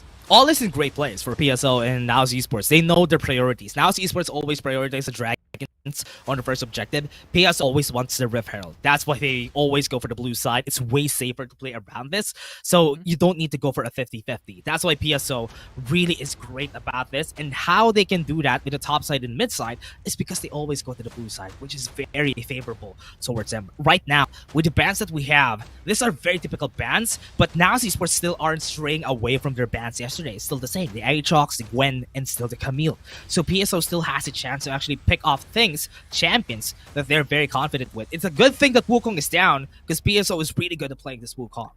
Yeah, and now Renekton is prioritized by PSO, so they want to give a huge comfortability champion for Tubbs in this first pick. As for NAOS Esports though, they have a lot of selections open for them. They have Galio open, you have Senna open, Corki's open, but it's, or rather not Corki, but rather Jax is open for them to lock in. Yeah, I remember this matchup too. The Tufts with the Renekton and the Jax with the Calm. It was in favor of Tufts. And we remember Tufts being a great Renekton, always giving the priority in lane. And that's what I'm scared of here for the side of NAOS Esports. Calm playing the long game, playing the losing lane. Would this be good for the team? But I also was thinking about this. We talked about this before this game, that this Zoe is really scary. There's always going to be a Zoe pick just because on the side right here of them, there was a really good Zoe player. Yeah, and Zoe was the winning key for PSO in game number 2 in the bracket finals up against NAOS Esports. This is the champion that brought down NAOS. So once again, for it to be locked in, that is something that's scary for NAOS Esports. However, Zed will be followed through, and Ash this time around for NAOS Esports. Yeah, Ash is going to be a good pick here. If they want to go for the same things that they did, Ash is always banned for the side of PSO because they don't want to fight against the CC, because most of their champions play around combos. Because look at this, Renekton, it's the Zoe and the Zed, so there's no chance for them to actually stop them on track. And what's great about PSO's composition is they have one target, or at least they have one thing that they want. They want single targets. They want to assassinate one member and go away with it. Yeah, so let's see what the second phase bans would be, and I like the start of NAOS Esports banning away Karma, considering that Ramley is one of the strongest Karma in the region. Banning it away has huge effects onto the specific champion. However, Nautilus is still up. This is a champion that PSO has used in the past in the jungle flex towards the support as well, so that's open for them. However, Shen and Yone is also removed for PSO and NAOS Esports. Not a lot of damage though for the side of NAOS. They would need a lot of damage, but this is enough CC. They have the Ashe already, they have the Gragas. It's not going to be a strong lane in the bot lane, but it's going to be enough to hold on and sustain. So what they need to stop here on the side of PSO is for them to take something else that could at least give them CC. So that's why they're taking off the Yone, they're taking off the utility out from the Karma, because they always play around the Zoe and the Karma just for them to have a poke lane, especially when they go in the mid lane. Now with NAOS Esports, yes, there you go. This is what you need. You need the Jace to couple that CC with some tons of damage and burst. They need something to actually help out with that. I was thinking about the Vi a while ago, but it was banned for the side of PSO. Yeah, and right now, Galio, Nautilus, still open for PSO. They lock in the Galio for extra CC. This is what they need. They have a lot of engage built in onto Renekton and Zed to follow through for the Galio Heroes entrance. And so far, the only thing that's missing right now for PSO that's a good pick. Would be another frontline. Garen will be locked in for this team to finish off the draft. Yeah, it's a good thing for PSO because remember, it's a Garen and Galio. You won't go wrong with these champions, and they don't need a lot of resources, and they can exit anyone who on the side of this members on the side of PSO. Once they burst down one, that's one ultimate down. But Zalpi, yeah, this is good. Now this is a perfect composition too for the side of NAOS Esports. It all comes down to who falls down first because both of them has big assassination potentials, and they don't have a lot of key targets for PSO. But the best one that NAOS Esports could get would be Dewa here. Because what's great about Kha'Zix is a Kha'Zix to jump in the face of Zoe and could burst her down. Yeah, so right now we'll see the expectations that could be formed here for game number 1. However, for NAOS Esports, I think the early game could have the huge value for them if Kha'Zix will be able to punish Henry, especially having to consider that Zoe rather would go into Dewa, so that will be the target. So if they punish Zoe and Zed early into the game on how they're able to maneuver all throughout the map, I think that will be a good thing for NAOS Esports. We have seen this lineup before, the Drill and Zalpi, the Zed versus Kha'Zix, and we all know how Drill is a very strong Zed player too, so this is going to be really hard for NAOS Esports. They have a lot going for them. At least if they have the Enchanted Crystal Arrow, it'd be easier for them to set up a kill, especially for Zalpi here. But the most important thing that they need to do is let Zalpi carry the game in the early to mid game just for them to snowball. They have a lot of targets. They have a lot of things that is going for them, so they need to make sure that the early to mid game would be on their side, because the longer the game goes, this is going to be bad for PSO, because now Esports still has Calm. Remember, he has Jax. Yeah, and that is the reason why PSO can now pivot themselves into a huge pressure and topside. We all know that Ramley has that potential to control the map, rotate and shadowing the mid lane, and has that potential to go to side lane. So if Ramley is able to go topside, pressure in on Calm, reducing the ability to scale towards the mid game to late game, that could have huge benefits for Persis Esports in this game 1. Yeah, so Persis Esports need to think about that. They need to make sure that their burst is going to be on top of each other, and the Demolition Justice would be used on the best target, because if ever they won't be, the Calm should be one of their priorities, because Calm is going to be scary in the late game. Try to find a way to shut down Calm, but I believe that they're ready for that. Honestly, they're ready for Calm to shut down Calm, because what they want to do is not let this Jax get any farm.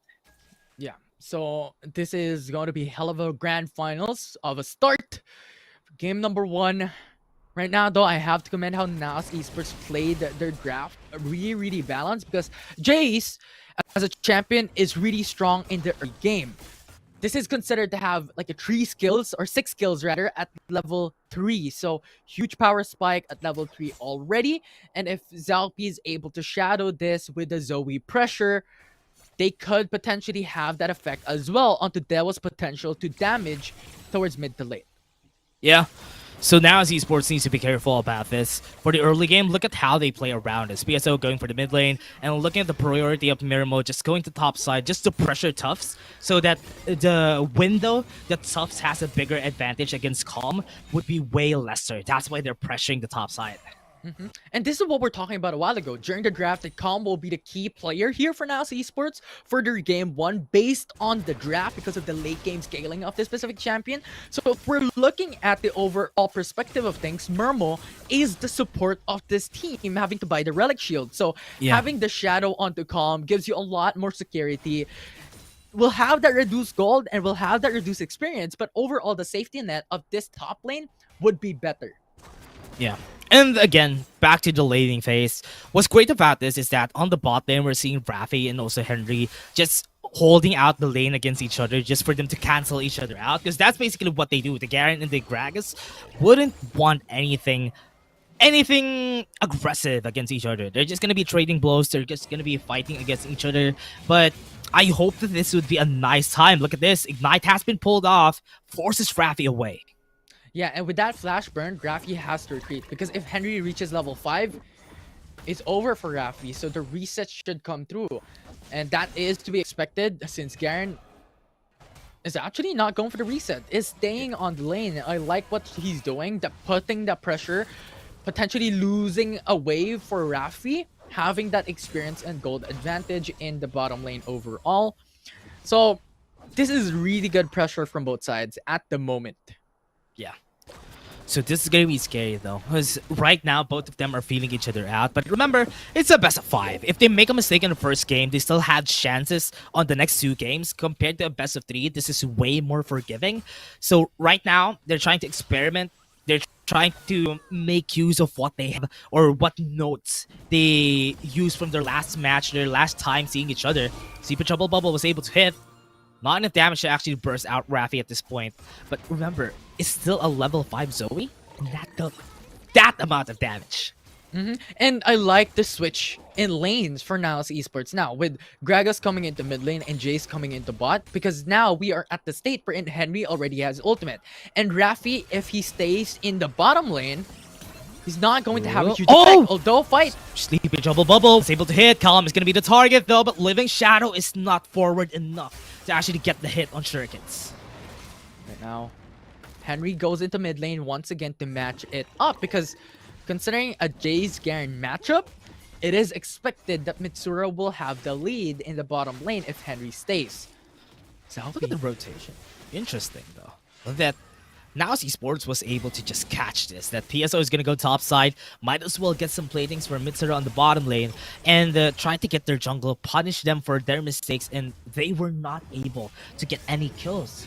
So that's a big, at least that's a small win for NAOS Esports there. For sure. And right now, we're at the state we're in. It's a little bit stale of a game so far. Everyone's playing it very safe.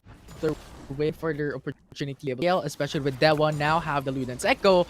We can start seeing those fights, and we can start seeing those plays from Dewa to engage fights, and a follow-up from Ramley to begin. Yeah. And now with NAOS Esports, just holding on to life here. I like that PSO is always going aggressive on where they are. 30 seconds on the clock before the objective comes in. That is when the battle's going to be starting. Bottom lane. This battle right now, Ramley might be able to go in here with the Justice Punch, goes in for the flash. Sleepy Trouble Bubble would be able to hit, and that's going to be 1 kill. Paddlestar wasn't able to hit, but it's still enough to actually get the kill. Jill wins the first fight, first blood on PSO. Yeah, and this is what we're saying a while ago. If Dewa gets the Luden's Echo, expect fights. You have ultimates as a safety net if ever it comes down to an all-in brawl, and Ramley will be that sponge for PSO. So first blood secured is really good as they start the Mountain Drake for NAOS. No hesitation from PSO to actually pull the trigger on that kill. But NAOS Esports, the answer back is no hesitation on taking this objective. And now they have Drill here on the top side. Might be able to chase this down. NAOS Esports knows that they're taking this, and they have vision at this part of the map a while ago. So they're going to be trying to contest this a bit late for PSO. So NAOS Esports is just going to be forcing them away from this Rift Herald. Yeah, and this is what you stated a while ago, Dash. If NAOS Esports contest the Rift Herald, it will be so much harder PSO to get values across the map, because this is their pivot. This is their turnaround every single time in 4-5 minutes. Get 2 turrets, get a lot of gold injection. Yeah, Enchanted Crystal Arrow was able to hit, and this is going to be the follow-up, and 1 kill onto their side. They don't have Dewa anymore. Have the death mark on Raffi, but it's not going to be the crosshairs on sight on him, so he's not going to fall down. PSO trying to get this. They're going to be trying to continue, but NAOS Esports, they're unrelenting. They're still 5-man strong. They're going to go for the fight to bash Justice onto the backline to the Hero Center. Just would be able to get 2, and that's a knock-up, and that's still not a kill on sight for PSO. NAOS Esports are just collapsing on the members right here. The flash was turned out. The baseball bat on Tufts was able to push him back, and NAOS Esports are still going for that Rift Herald for free. Yeah, NAOS has the advantage, HP advantage to be more specific, because PSO stayed throughout the Rift Herald, having that vision. Right now, though, Raffi... What?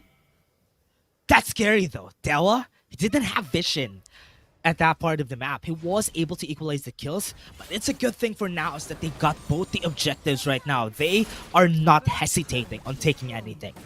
Yeah, and that is what you need in current state of Oh, NAOS no. Esports. And they will secure a turret Tower, in top yeah. side for sure. So that is that's really nice. good as a gold injection for Calm. And if you're looking at the individual matchup, because of this gold, because of the shadowing of Murmo on top side, you now have 2k gold lead on Baron Lane 1v1. This is one of the problems with NAOS Esports during the last time, because when they fought against PSO during Game 2 and Game 3 is that they didn't commit to the objectives most of the time. It's a good thing that right now their calls are immaculate. They knew that when they take the Drake, when they're going back after the kill on the bot lane, we can punch them by taking an objective. And what they got from that is both the objectives, one tower on the top side, and this is just a good start for them because most of the time, PSO snowballs in the first Rift Herald, and now they can't do that. Yeah, and at the state, Calm is already deadly. Now, imagine if you have BRK and then Death Dance built already. Calm is going to be unstoppable in the front lines, and the potential of this specific champion and player in team clashes would be scary. Yeah. We can't discount the fact that there was still a scary Zoe player here. We've seen him have some light during yesterday's game. I am believing that he can still do that right now. We've seen some light a while ago when he got the kill on Raffi, and he got another bubble on Raffi a while ago, and also onto Mitsura. So right now, still not done. Still a 2k gold lead. Still possible for PSO to come back. Yeah, and just look at the patience of NAOS Esports. They're not letting through for a very risky play. They have the vision already on the river, so they don't have the risk, the face check risks of coming through. And now NAOS Esports, very clever, going into enemy jungle. Honestly, it's great that they play around the map like this, though. Like, they're now the ones trying to choke down the members of NAOS Esports here, but the tower in the bot lane actually equalizes the objective here. So they could have priority on one part of the lane, which is the top side and the bot side, then they can take the objective. So right now, it's still equal when it comes to the map presence, the map pressure that they have. So they just need to be careful here. PSO, top side, has been discovered. They want to take the top side tower. And I think they might be a bit too late for this. Enchanted Crystal Arrow was able to hit, but they still have turrets right here. Very, very tanky is their target. Ramley is not the best. Justice Punch was able to cut. Explosive cast to push them away. And PSO are still running their lives. Ramley is still alive. He was able to pull through with the Winds of War. But the only war that has ended is on the top side. And Gerald is going to be 1v1ing, or rather 2v1ing the fight in the mid lane. Mitsuru with a baseball bat pull away. The Motion Justice right there. But it's still not enough to actually get the kill. And Henry's going to fall. Mid survives against the 2v1. Mitsura. The mechanical play, the mechanical prowess shown by Mitsura from that fight alone is amazing. Stasis Enchant followed up by the flash knockback, and then when Garen committed, Honeyfruit just saved his life. They got the kill instead. So right now, with Calm getting that kill, with Mitsura getting those kills, they have a huge gold boost on the champions that can deal damage against PSO.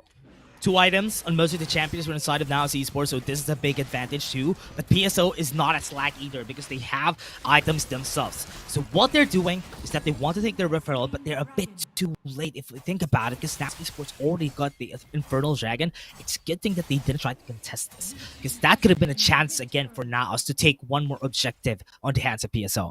Yeah, and when we're talking about raw damage, as you stated a while ago, Dash, we have to put our eyes onto Dewa because Rabadon's Z-Cap is there already. Yeah, look at bot lane. Fighting, Henry can't even hold the candle against these two because they're dealing so much damage. Here comes Ramley. You have Dewa coming in. There's the Paddlesaur, but not enough to do anything else because they don't have the burst. They don't have the capabilities just yet. Yeah, but that's a difficult time for NAOS Esports.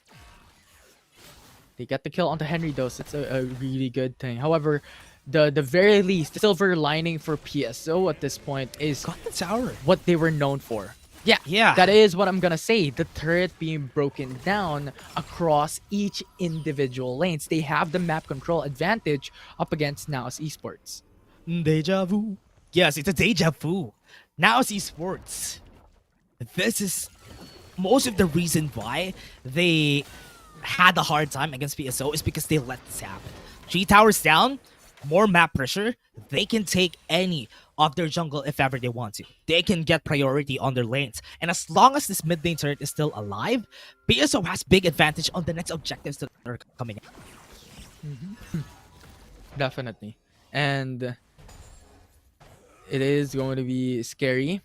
However, NAOS Esports' playstyle is just to wait for Calm. Or well, their winning condition is to wait for Calm to be able to scale what we have mentioned a while ago. The 3 items is already secured. A much scarier Calm can be expected. aim to as 10k gold. what are the key components for NAOS Esports? Yeah, you're right. 10k gold on both of their damage sources. Big damage sources from these guys. So 2-0 on the Kazakhs, on the Jacks. Not a good sight for the composition of PSO. If they can burst one of them, that would be good. That could cut the damage in half for NAOS Esports, because without one of these two, they're going to be lacking. So that is what you need to do for the side of PSO, and they have the tools to do that. They have the Zoe, they have the Garrett. They can burst anyone they want as long as they target just one. Yeah, for sure. And in this game specifically, however, it's still going to be quite risky for NAOS Esports to overextend in these situations, especially when Henry is on Garen, Ramley is on Gaio, so a lot of these engage tools can occur. So I think I'm looking at Rafi as well on how explosive casts will be played out across game number 1, because if it is good ultimate usage, it can deny engages. They have the Guardian General Zappi. The Motion Justice has been used, but now he's low in HP, forces the flash away. But nobody was following him, and Jandra Crystal R is going to be coming in. They would still have the Sleeper Trouble Bubble. They're not going to continue with the fight. Now it's Esports. That was kind of scary though, even with the Guardian Angel. Yeah. Right now, PSO doing what they are known for. Map control, map advantage, the sleep onto Rafi. It's not going to continue though. Too far away. Was able to body slam out of the way. And this is now Esports. They need to get something out of this. Because right now, they're still at the loss at what they want to target. PSO, with what's happening in Infinity, look at how much the gold is just lessening. The gap is lessening, and PSO is just looking at that like candy. I mean, the longer the stalemate goes, it's better for NAOS Esports, but PSO is looking to find kills. Look at them, how aggressive they play around the map. Yeah, but this is rendered useless because now it's Esports, Rafi, Murmo, and also Zalpi just has to play it safe. Why? Calm and Mitsura is playing towards the side lanes. This is their strength. With Jace and Jax built into a draft with a double hull breaker, they could just play turrets. They could play gold. ECA though. Explosive cast is able to one-tap Ramley. Ramley's gonna fall. No more stone gargoyle on their hands, and this is gonna be Henry, gonna be the next stone that is gonna fall. They're gonna be cracking that with erosion, and now Esports wants to take down the mid lane turret. Yeah, and they have the better end because Tuss is on top side. Ramley is gone. No CCs, and they could punish tier 2. That's a good thing. That's a good thing for now Esports. Calm is just so confident in taking this fight because they know that right now with Calm, the amount of items that he has, Mitsura with sleep, stasis. It's a good thing that he has the stasis. If he didn't have the stasis, could have been a chance for Dewa to go in. Yeah, and right now with the Ocean Drake, with them having to get that tier 1 turret, they can equalize the control onto these objective. So that is really good from NAOS Esports. Now, the question is, how would they control the Dragon's Pit? Because Ramley is now alive, Henry can initiate the engage, and the hero's entrance to zone away NAOS Esports. They have to play towards that, and we're looking at Rafi on how the explosive cast would work, and Dewa on the opposite side on how the long-range damage can occur. Zalpi is really strong right now. He can take this Ocean Drake without any help from anybody, and he won't even bat an eye. This is going to be an easy take for him if nobody contests him on this. He can just go for in. They have the Paddle Star. It's going to be able to hit in the Ocean Dragon. Just got in their side, though. They still have 5 members. Enchanted Crystal Arrow would be able to shut down Henry, and he's not going to do anything except to die. PSO, they're trying their best to do something, but the amount of CC that NAOS Esports and the damage are just on everybody, and Calm is just charging forward against everybody, and they can't even do anything. PSO got shut down by NAOS Esports. Yeah, it's a magnificent play for NAOS Esports and a little bit questionable for PSO. Garen was on the front lines. They have the vision. Henry was in the middle of the fight, but there is no hero's entrance for Ramley to set up the team. So that just disassembled the whole gauge that PSO wants. Dewa though, Drill rather. 1v1. Drill? Low HP, but it's still not enough to get the kill. And that's going to be a Baron for free. The side of NAOS Esports and PSO don't have an answer. But an answer is going to be a Guardian Angel on the hands of Zalpi. What, he survived? Still has a trouble bubble in a bit. Might be able to time this right. Oh no, that's scary. Another sleep. One more paddle. Sorry, that's the kill. Dewa with a Zoe. Shut down. That's a big gold infusion. But NAOS Esports still has the Baron. Doesn't matter. Unbelievable poke coming in from Dewa, getting the kill onto Zalpi, and that's good because they remove one Baron buff. Not the best situation still, but it is a goal towards one of the carries for PSO, and removing the jungler who is able NAOS Esports would play. At the very least though, there is no objective to be taken care of by these junglers in the game so far in 17 minutes. Look at how confident they are. They're going to go in. Deathmark's going to come out. Stasis is popped too early. He might be able to get the follow-up damage on Mitsura, and he's going to fall here without any contest. But Gerald almost on the falls. back. That was kind of scary. No more Deathmark on this guy. Gerald 1 HP explosive cast on his face, and he just died down on Wine. And this might be the time for Raffy to just get another body slam. They don't have a lot of damage, but Henry might fall. And that's going to be the Mirbo coming in. One slow, body slam again, and that's what's just so much. Raffy just dealt so much damage there. And they're still not done, Infinity, because they want to get the bottom lane tower. Calm might be able to get this. Nobody can contest them on a 1v1, but at least if it's 3 people, it's possible. Could be. And that will delay how Calm would want to engage. That's the scary. Steep connects. Trouble bubble again. Might be able to get the kill. It's a good thing that Dewa iterated a bit to get more paddle stars in. Now Esports gonna go into the top side to try and take the tower. Enchanted Crystal Arrow again to explosive cast, not enough damage, but it's enough to actually get the kill. And Ramley, his head is sinking, and he falls. Dewa won't be able to do anything except to try and fall out with the sleep. Trouble bubble is gonna fall with Zhao P, or should I say Zap P, because he killed it in a zap. And PSO is gonna go in and try to do something to survive for a bit, but Calm has his eyes set on the apple of his eye, and that's the Nexus. Now Esports takes the first game. NAOS Esports played that on point perfection in that game 1. Disabled the winning condition of what Persis Esports want. Rift Herald disengaged. They got the objectives that they need, and NAOS Esports strikes first in this grand finals. 2 games away to qualify for WRL-A. Just overall really well played out. Great play from NAOS Esports, confident in taking their objectives, and especially that they had the Cossacks during that time. It was easy for them to take the first Dragon, take the first Rift Herald, and that shut down the momentum of PSO. With what we've seen from PSO, they're a very momentum-based team, and as long as they get the first 2 objectives, or at least 1 Rift Herald, it's enough to snowball the game out of control. But here, NAOS denied that. They know how strong they are whenever that happens, so they didn't let that happen. Yeah, and we're looking out all throughout this fight. If you're looking at how NAOS Esports played for their condition, Calm and Mitsura constantly putting a lot of these pressure on the side lanes, and these type of outplays define how mechanically powered NAOS Esports is overall in individual roles, in individual plays. It's just so good to see and watch, experience first things first coming in to these grand finals. And we didn't even have any big 5v5 fights, right, Infinity? Because most of the time, NAOS Esports just catches them one by one. Like, even this is not a 5v5, because when the fight happened, 1 fell down already. Henry just fell down, and that was just a snowball from the side of NAOS Esports. So this is also a smart way of playing against PSO. Don't let them get a 5v5. Force them against each other. So right then and there, on the next game, I believe that if there's a ban for PSO, a Gragas could be a good ban for them. Because Rafi just always cuts through their defenses every time.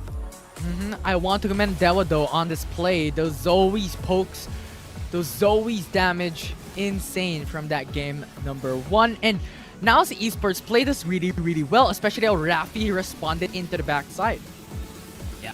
And this is going to be the last one that we're going to be seeing, because at this point, Rafi is just too strong, and it's going to be easy to just get the kill, bully Henry whenever it comes down to it. So PSO, they just didn't have a hard time with Family and Henry, because they were losing a lot. Whenever it comes down to 1v1 fights, they were just losing a lot in those fights. And that's why NAOS Esports was able to make Calm easy. Also, one of the things that we'd like to note is that Mirmo helping out topside was very important. Because when they had the Ashe with the Jax versus a Tuft with Ramley, it was way easier to tell that Calm won that lane because of Mirmo. Yeah, and that was the indicator that we set from the draft, right? Calm will be the carry for NAOS Esports, well, expectedly all throughout the game. So Murmo being on top side just puts on an extra safety net and an extra safety layer for Calm to be able to free farm, to be able to have that prio up against Tubbs. And Bramley has to constantly go towards top instead of supporting Dewa on mid lane, because of that type of pressure. But overall, NAOS Esports, look at the damage of Mitsura and Rafi. I don't even know if this is a support with the amount of damage he placed out towards the overall state of the game. And as I said, most of the explosive cast that we saw from that game was very impactful. Would be able to divide the fight in their favor every time. Rafi has been a great key, a great instrument on this battle, and that's why they were able to win this game. And that's going to be an important thing to note for PSO during game 2, because that game was a really nice start for NAOS Esports, like how they did yesterday against them on game 1 against Persis Esports 2. What would Persis Esports do? That's what I'd like to know on this next game that we're going to be having. But before that, I'm going to be taking a short break. Being your casters, my name is Dash and I was here with Infinity. See you guys in just a bit. Dear Summoners, in the coming Wild Rift League Asia tournament, we will get a brand new UI update for the Spectre mode. The new integrated UI design provides a better game watching experience with a simple picture and more intuitive information alongside the vivid visual effects. Firstly, we move the original UI information that is a top bar and make it into a functional ring design in the upper left corner. The ring not only contains the basic information of the current match, such as the team names, in-game time, number of skills and towers pushed, but also displays the gold count and the red and blue rings so you can see the gold difference at the gallons. What is a great game without the competition for map resources?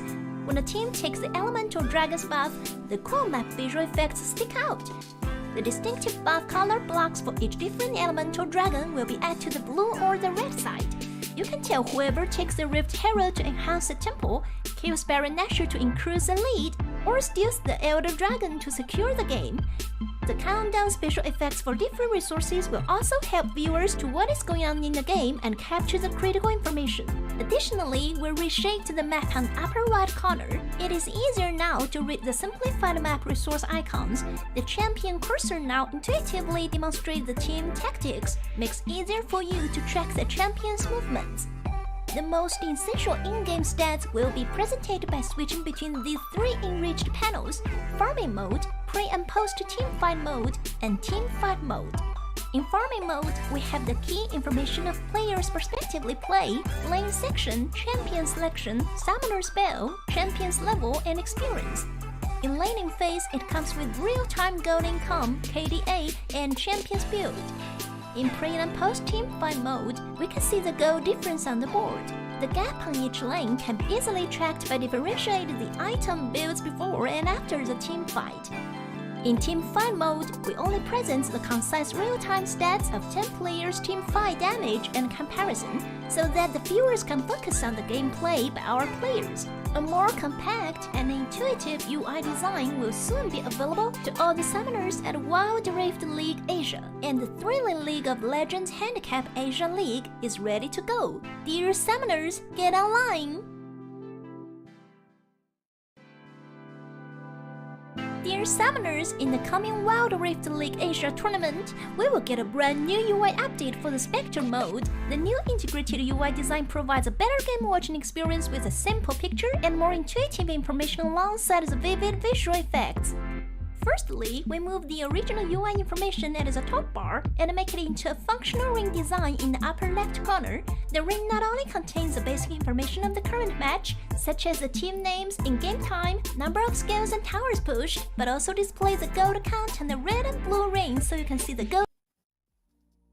Welcome back everyone to the WRL Asia LCQ Grand Finals between NAOS Esports and Persis Esports. My name is Infinity and this is Dash. And we are now here for Game 2 Dash. That Game 1 was phenomenal towards the side of the Philippine region. However, this is not over. One mistake can change the whole game.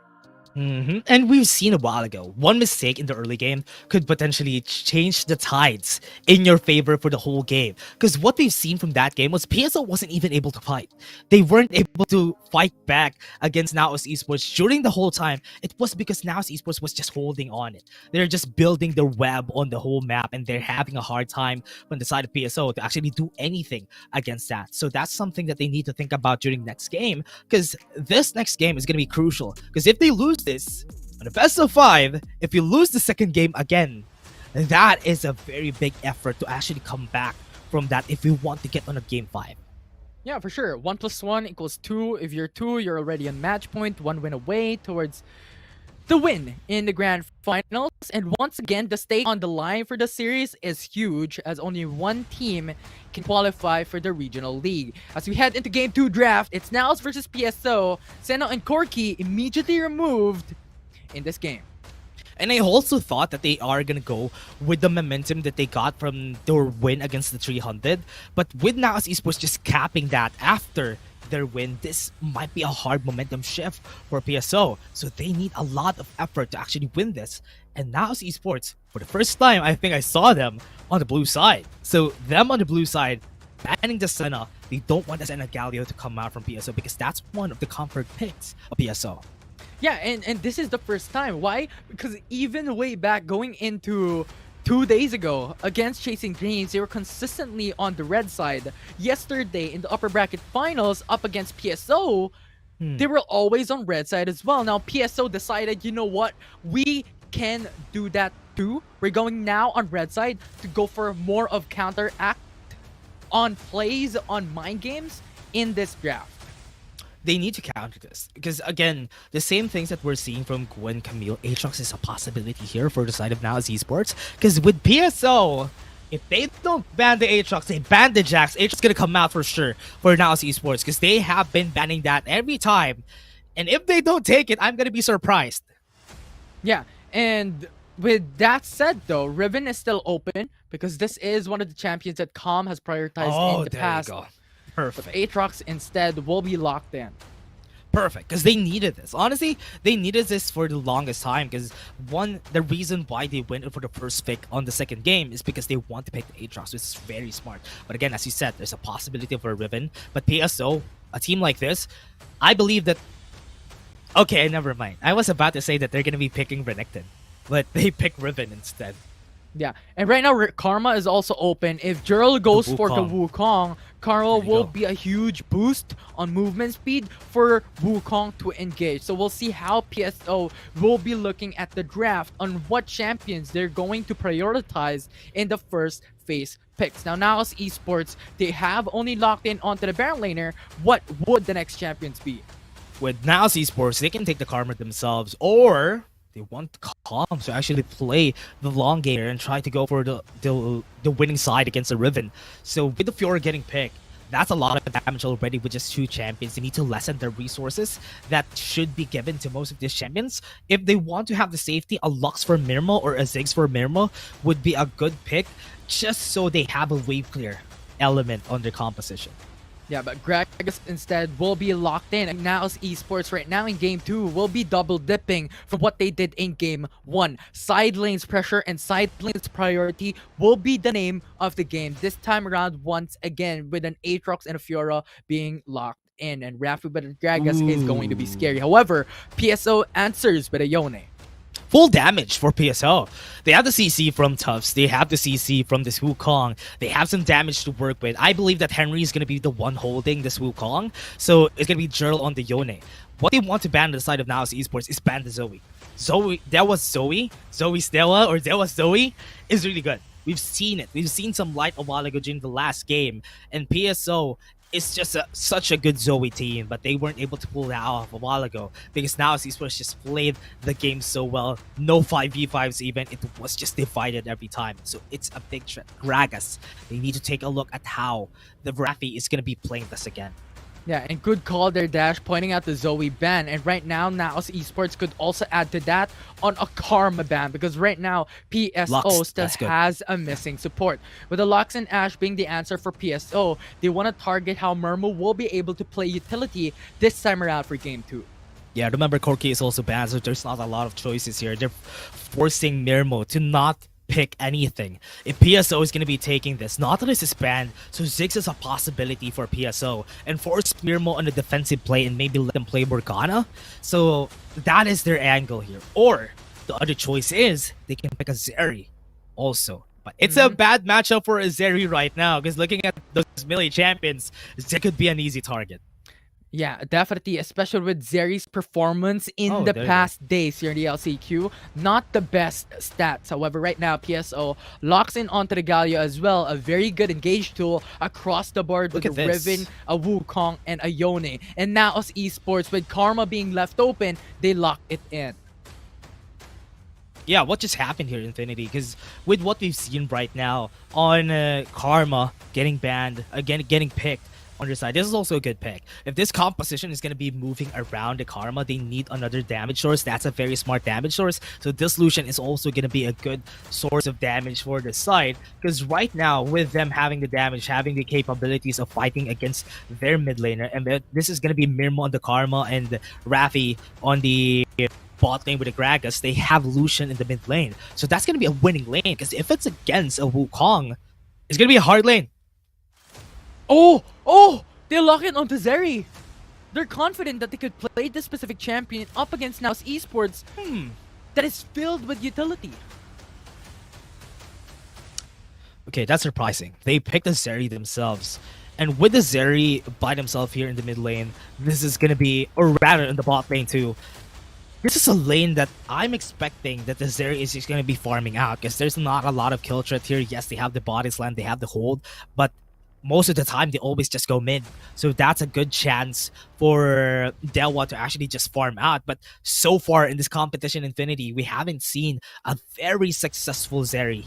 So that's what I'm afraid of here. Yeah, and the point is, on top of what you've stated, PSO's draft right now for Game 2 are all gold-hungry champions. You have Yone having to need gold, Zeri needing gold to go to late game, Riv also needing gold to be able to go to front lines and carry the team. So when it comes to gold distribution, how would PSO do it?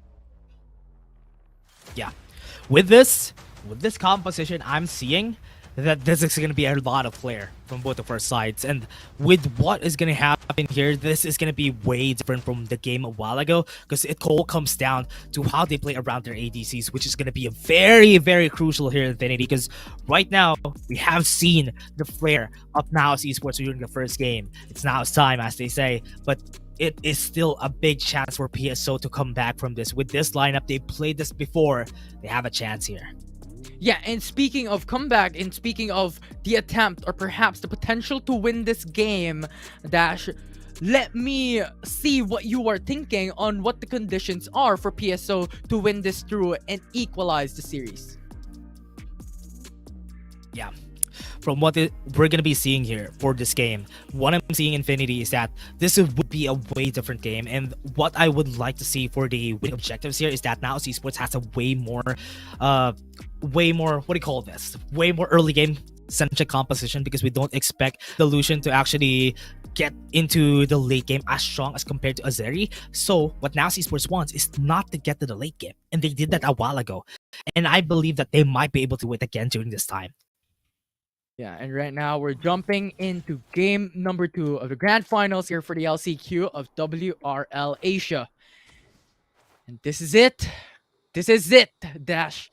Game 2 that could equalize the series for PSO or could make it for a match point for NAOS Esports. Yeah, this is a chance for PSO to come back. Drill needs to perform pretty well with the Sione, and they have a lot of insurance for delay. Might not have damage for the first objective, but they might pose a threat because they have some underlying. No, they have 3 good CZs on their hands, and they can use that to get their favorite Ref Heralds. Yeah, we'll see though if they can secure it, because in game number 1, PSO can't handle that pressure. They cannot secure the Ref Herald. And in this game, since they're on red side, they don't have the map advantage on the Rift Herald. Yeah. That's what you're saying. Yeah, that's true. So that is going to be one hard push for PSO. Are they going to be prioritizing the Dragon now because they have a way different composition? It's not geared towards taking the first objective, which is the Rift Herald boredom. So this might be a change of pace. PSO adapting from what happened during Game 1. And with the composition that NAOS Esports had, we haven't seen an Aatrox on this matchup. The PSO versus NAOS Esports, Aatrox is always bad, but there was low HP. Oh! Mitsura used up the flash, so no escape. No! So that will be the first blood secured by PSO. Great reaction from Drill in the mid lane. After clearing this waves, he saw a chance. He saw the aggression coming from Mitsura. That's why he didn't hesitate to actually flash in and help Dewa to net that first kill. Yeah, and that will proceed into boosting Jirl's potential onto gaining that access off his power spike sooner than later. And this is what we talked about a while ago, Dash, the need for gold for PSO's draft. And that is the first step to be able to get that achievement unlocked. The more they get this gold, the way harder it is for NAOS Esports. As we said, their composition is not built towards late game. And might be able to get some hold though. No damage, however. So NAOS Esports will not be able to pursuit those kills and those clashes. PSO still safe. I like how Mirmo is pivoting himself towards a more supportive role, just roaming around being the menace that he is. Know that he's a mechanically skilled player, but he's putting it in the supportive role. And a while ago, it worked on the Ashe. I'm thinking if it's gonna be working the same thing here with the Karma, because they have another range advantage in the top lane. And that's the magnificent thing about going and coming from an ADC perspective to a support role. You know and understand that the role that support needs to do as you as an ADC, and that is being applied here for Mermo onto Calm. What is expected of him to do to be able to keep pushing Calm for success. And Rafi has the role of being the pseudo carry on their side, having the wave clear from the Gragas, and we've seen him actually make some plays a while ago, especially with explosive cast. And right now, this could potentially be the chance for them to actually do that again. It's still a chance. The reason why there's a bit of a gold lead here is because of the top side, because the pressure that they're getting here is not favorable for them. Yeah, and do take note, Rafi in Game 1 was one of the highest damage dealers in the game, only behind Dewa and also Calm. So, all while rather Mitsura. So, in this point, if Rafi will be able to get to that point of getting the Roa, getting a lot of these AP items, and going for Imperial Mandate across the board with Rod of Ages, expect the same thing happening here for Game 2. Yeah, but PSO might be able to find some fights here because Zalpi's gonna go. Armor roots onto Ramley, but a counter engages there. The taunt, perfect, as Zalpi is executed by PSO. PSO again showing their flair, showing how the power it is with this composition. 4 melees on their side and some CCs to work with. It's not gonna matter if they don't have a lot of damage in the early game, because as long as they are held down, they're not gonna be moving because death is upon them. Yeah, and that is not something that you want, especially right now with NAOS Esports falling down behind a bit. 0-2 kill standing in 4 minutes and 30 seconds, with the kill going across onto Jirl and also assist coming to Dewa. That is a lot of gold being distributed to the key components of PSO's winning condition. And it's a Yone we were talking about. A Yone getting items, Solari Charge Blade already, and we don't have the objectives yet. 10 seconds of the clock, and we have the objectives coming in. But with what we're seeing from both of our junglers, they're just going to be respecting each other, and the Ocean Drake is going to fall into the hands of PSO. But with how they're positioning, they're hesitating again. Because look at this, now it's pulled the trigger already. Zalpi's here. Yeah, they have vision though. So they know that Zalpi is starting the Rift Herald. It might just be a bait. PSO comes to respond immediately right after. With a 5-man roam from PSO, might be scary for NAOS Esports. Goes in with the explosive cast to start up that fight. Ramney's in danger on the front. Rooted out, but the 5-man Transcendence Embrace coming in from Murmur is phenomenal. And Jirl is really, really low. PSO, though, will be able to get one more kill, as there is no trade so far. But Jirl comes back in, as Yone will set up the play for Dewa to get that shot. As Jirl falls down, this is a 2-for-1, but Calm comes across over the hill to get a second kill. And Calm right now just putting pressure onto Henry and Dewa. that is just the end of it all. NAOS Esports equalizes that trade, but a Rift Herald still something that you have to worry about. Good spacing from the side of NAOS Esports. During the whole fight there, PSO was in the middle of the battle. They were trapped on the pit, and PSO wasn't able to get in until they got suffocated by the members of NAOS Esports. And now, they haven't started the Drake yet, and this is going to be a problem because Henry might fall here to get over the tower. And this is what we stated a while ago with NAOS Esports taking that Rift Herald. The overall value from that fight, it towards or is in favor for NAOS Esports. Right now, though, PSO is attempting for a 1-for-1 objective trade, but Mitsura is there, having that vision, toss on the backside, but will not pursue for an all-in. They already got the objective.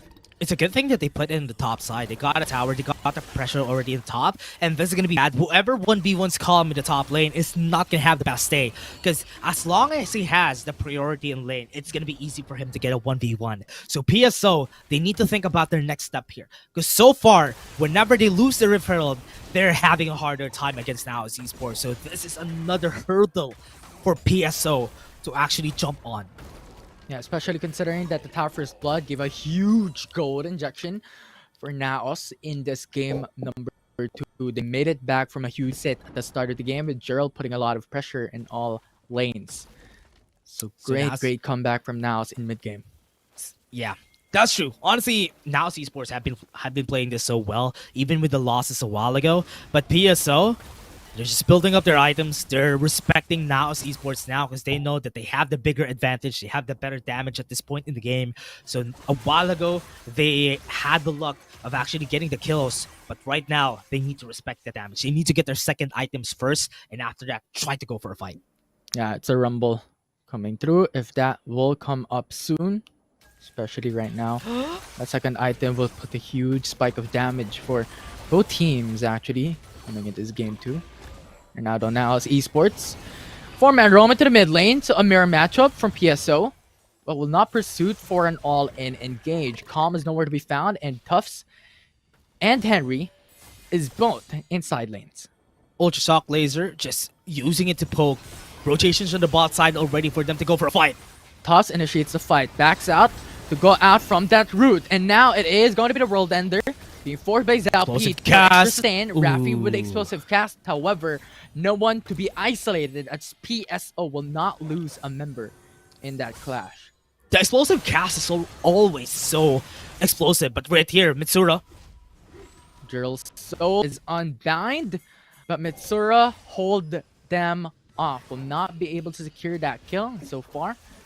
There's a lot of engages, no all. Yeah, and again, another fight is happening, Infinity. 2-man route. That is going to be a Cyclone from follow-up. However, the overextension of PSO will cost them the life of their mid laner.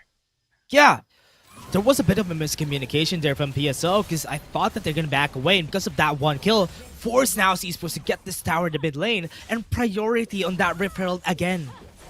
Now, with that tower being brought down, it is currently a 3k gold lead for NAOS Esports in 9 minutes. The trade back for PSO gives them a little bit more gold to match them up, but still, NAOS is in a huge lead in 9 minutes. A taste of their own medicine is what I'm seeing here in Infinity. 2 towers are down, mid lane and top lane. We all know what PSO's specialty is. Getting the early game 2 towers down. But are they going to be giving this objective again to the hands of NAOS Esports? But looking at it, they're not going to handle this so far because they want to go in.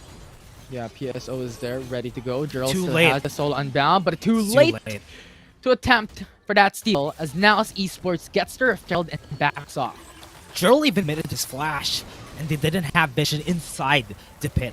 So PSO just getting away with it time and time again. And NAOS Esports are getting away with it again. Another Rift Herald, another tower is gonna fall in minutes here. Yeah, and a while ago in the draft, we have stated how much gold PSO needs, how much scaling the composition has innately built for this game too. Are we still on path there for PSO in this game? Really sad for PSO that they're losing their sharpness yesterday, or this might be the endurance of this team. They're having a hard time after fighting a strong, formidable team like the 300, having a hard time getting themselves back on this next game because this team is also a very formidable one and it's on the hands of NAOS Esports. And PSO right now, they're playing the long game. They need to, as they should. They need to play the long game. Just give them what they want and just stabilize this. The 2K gold lead is still followable. Alright, still has the opportunity to make it back. Just play the late game as you have stated and as you've mentioned. Patience game is the name of the game for PSO. However, with the pressure of NAOS Esports, they get another turret down. And so far, map control secured across the lanes. 3 towers down for PSO. This is not in their comfort zone. Whenever they try to go and try to contest an objective, they have the tower advantage. That's why they have the positional advantage every time. What would happen is maybe a deja vu of what happened a while ago in the referral pit, in where they lost their group, they lost their sharpness. Infernal Drake is being taken and nobody's here. PSO has no ward in the Dragon's Pit, so they have to face check. Right now, though, Raffi, with zone capabilities, putting a hard time for PSO to be able to make it through. As right now, it is NAOS Esports still securing the Infernal Drake. Mitsura flashing it over the wall, gets the kill onto Jurl. Zalpi in the front line to take that kill onto PSO, but Mitsura once again in the right flank will be able to secure one. Another as he falls, as quadra kill is secured by Mitsura. Henry got one against Raffi, but PSO lost their lives. That was a bit too late. As I said, they didn't have vision at that part of the map whenever they started. They tried to go for the Fate Sealed, but the fight is not in their favor. They're not converged enough to do something. And what they lost is a tower in the mid lane and an inhibitor turret at that. Yeah, and Raffi's play on that objective fight was amazing, because he was able to box out the enemy team. 3 players, to be more specific. Yeah, and they were all looking at Raffi during this time. Yes, even Henry, the Cyclone, was really used to actually help him out on the side of NAOS Esports to mitigate the damage, but it was not enough because they were far away from each other. They weren't on top of each other, which is what they want. They want to go front to back. If they don't do that, NAOS Esports is just going to have a heyday on this fight. Yeah, and this is the problem that we have expected when it comes to ADCs. If Mitsura is able to just free hit across a clash, that will be putting PSO at a huge deficit in team fights, and that is not something that you want to do. So eyes on Mitsura on how the plays will go for the foreseeable future. 11k gold on most of their players, but now look at how confident NAOS Esports is to actually take the jungle of PSO. They're not going to give Drill any space, even in his own jungle, because Jurl is a threat. Jurl is the biggest threat in the late game, and even Dewa. So they're not giving them chance to actually farm out, and that is what NAOS Esports want. They don't want to break the stalemate. 7k gold lead, that's where you need to always be on this composition.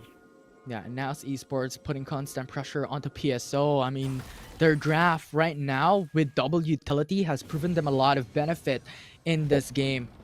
If they win this, they are on match point. PSO has to do something to be able to equalize the series. Yes. Insurmountable, impregnable fortress, as we said during the early start of this one. And there's a reason for it, that they haven't lost a series and it has held their position right here on the grand finals in the upper brackets, that is. So now Esports, this is another hurdle that PSO needs to cover. But it's looking like NAOS Esports is wanting to keep the space. They're wanting to get that qualifiers, and they're showing it right now. Yeah, and PSO once again has to buy time. The key champions be able to scale. Gerald comes and commit. Soul Unbound comes back through. Ramley is stuck in the middle, pins down. Explosive cast will zone away the enemy team. Will not be able to isolate Ramley as the flash is forced back. PSO still safe right now. It's still hard. It's super hard for PSO to actually go in, but they still have a lot of ultimates. Might be a chance though. 2 ultimates are down. Gerald knocks up onto one. Murmu isn't stuck in the middle of that fight, but will be able to walk away. Zones out Ramney as he used the hero's entrance. Tufts on the backside for the flank. Pushes NAOS Esports back to retreat. Nothing. Nobody died during that fight. PSO, they're having a hard time to closer because they have a lot of damage. That's why they're scared. And now Esports are building this up. No ultimates whatsoever. Fate Sealed is the only one that they have in their bag. And would that be enough? I believe not, because NAOS Esports is way too fed. Yeah, and right now Zalpi is just too tanky. He's able to frontline tank up against PSO. Damage still. NAOS Esports. Zalpi has another world ender. He has another ult. After Right. that fight, he has another goal, which is quite scary to think about. Because at this point, he's level 14. He's so fed. Together with Mitsura, they have a lot of cooldown reduction. They have a lot of items at this point. And PSO, they need to get that shut down. But NAOS Esports isn't giving them that chance at all. And I like how you mentioned about level 14 Zalpi, because across the board, now Esports has the level advantage. And if you have the level advantage, you have the innate benefit of losing in a 1v1 for PSO. And that explosive cast isolated Tubbs retreat. They get the kill onto one. And now Dewa is in danger as Mitsura forces out the culling, producing a lot of damage. And PSO can't do nothing from that clash. Look at the spacing. PSO again, Henry. They want to get the kill on this guy. They're not going to be continuing at all. What they want to do, take the inhibitor turret again in the mid lane and get the advantage, get the natural rain pressure. Ramley goes in.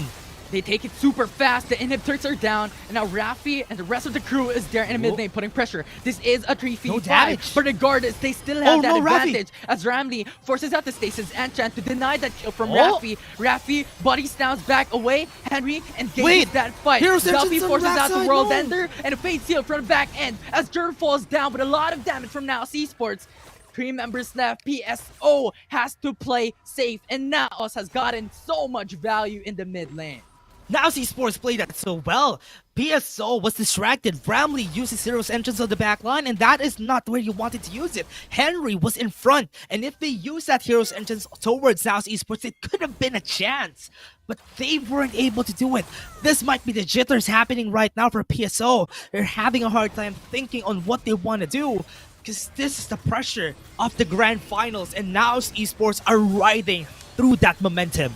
Very sure now being started by NAOS Esports. PSO, however, is over the hills, ready to go. Tufts has the vision control here. Ramley's there as well. The rest of the squad is here. The flash, stun, engage. It is going to be PSO who will be able to knock off NAOS. However, now still secures the objective. Now TPs are coming in, but Zalpi in the front lines with a World Ender has just too much tank and resistance sustain. Jurl with a soul unbound attempts to live further, might be but the they end. lost every single one, and NAOS will find them all. Dewa in danger, the only one alive for PSO, but NS is here to end the game. The Nexus is open, super minions are coming up. Dewa the only one alive. The knock-off is there as they get the ace for another sprinkle, and NAOS is on match point.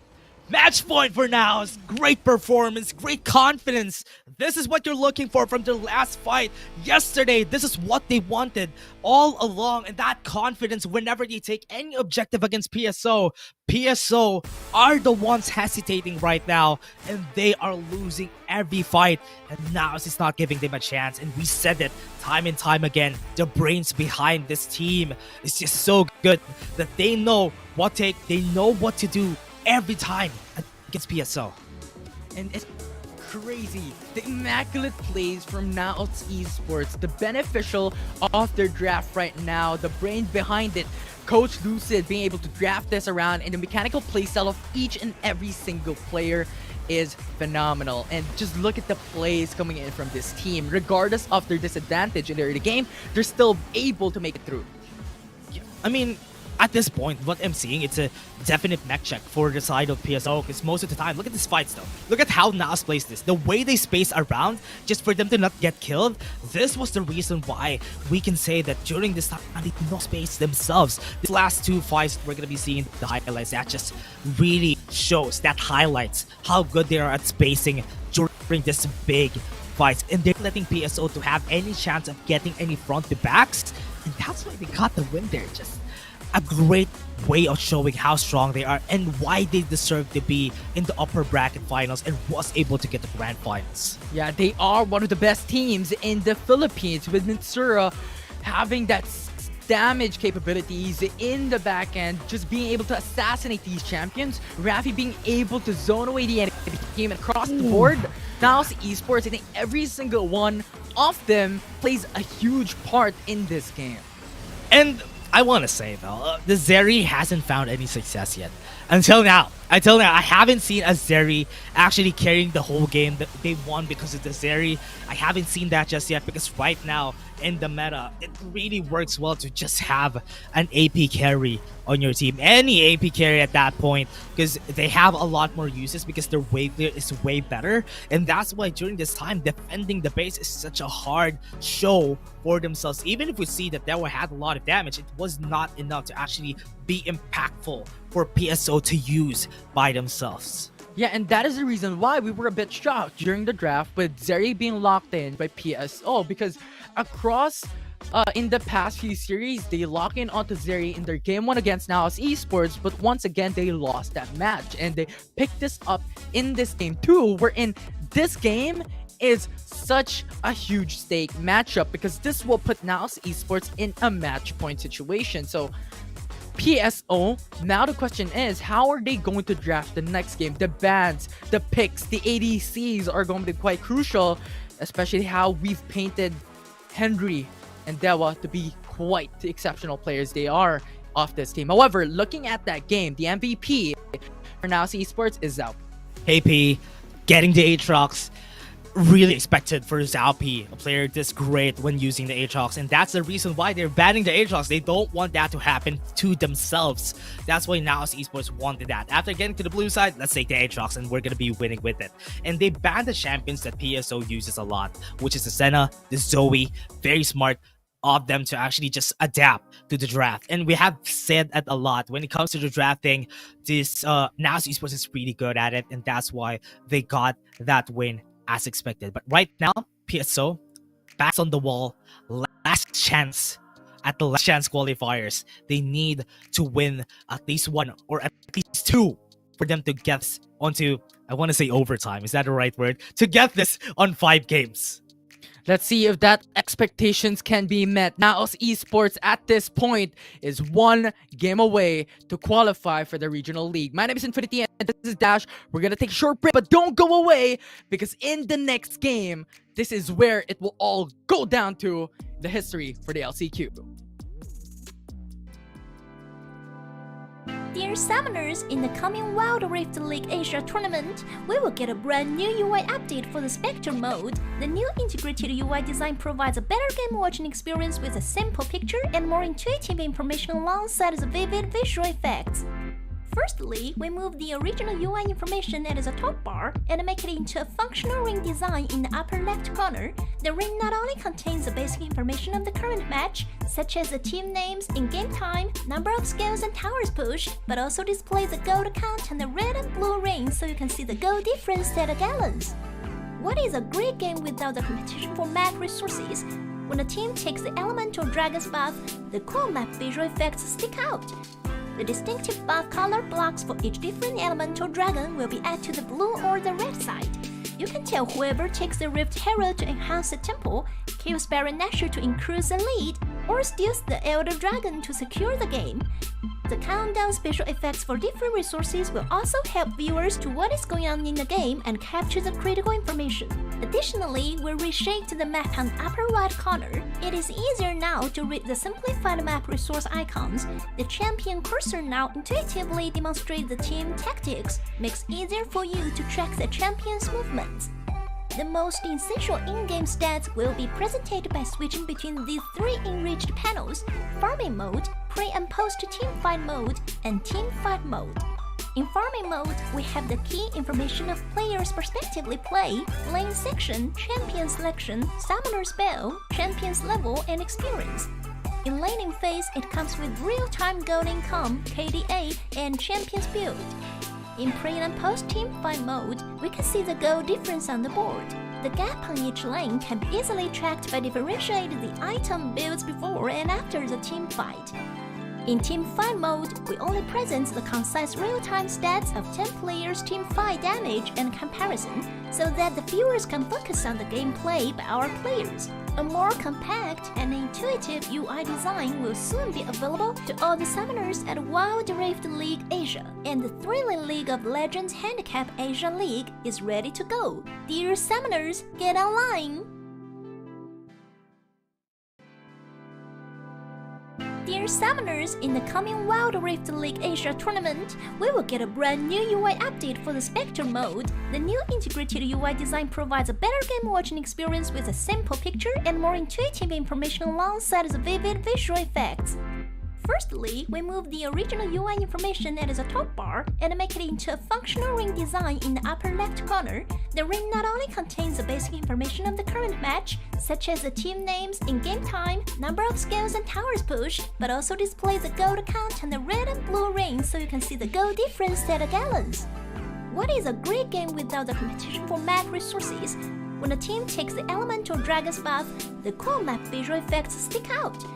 The distinctive buff color blocks for each different elemental dragon will be added to the blue or the red side. You can tell whoever takes the Rift Hero to enhance the temple, kills Baron Nashor to increase the lead, or steals the Elder Dragon to secure the game.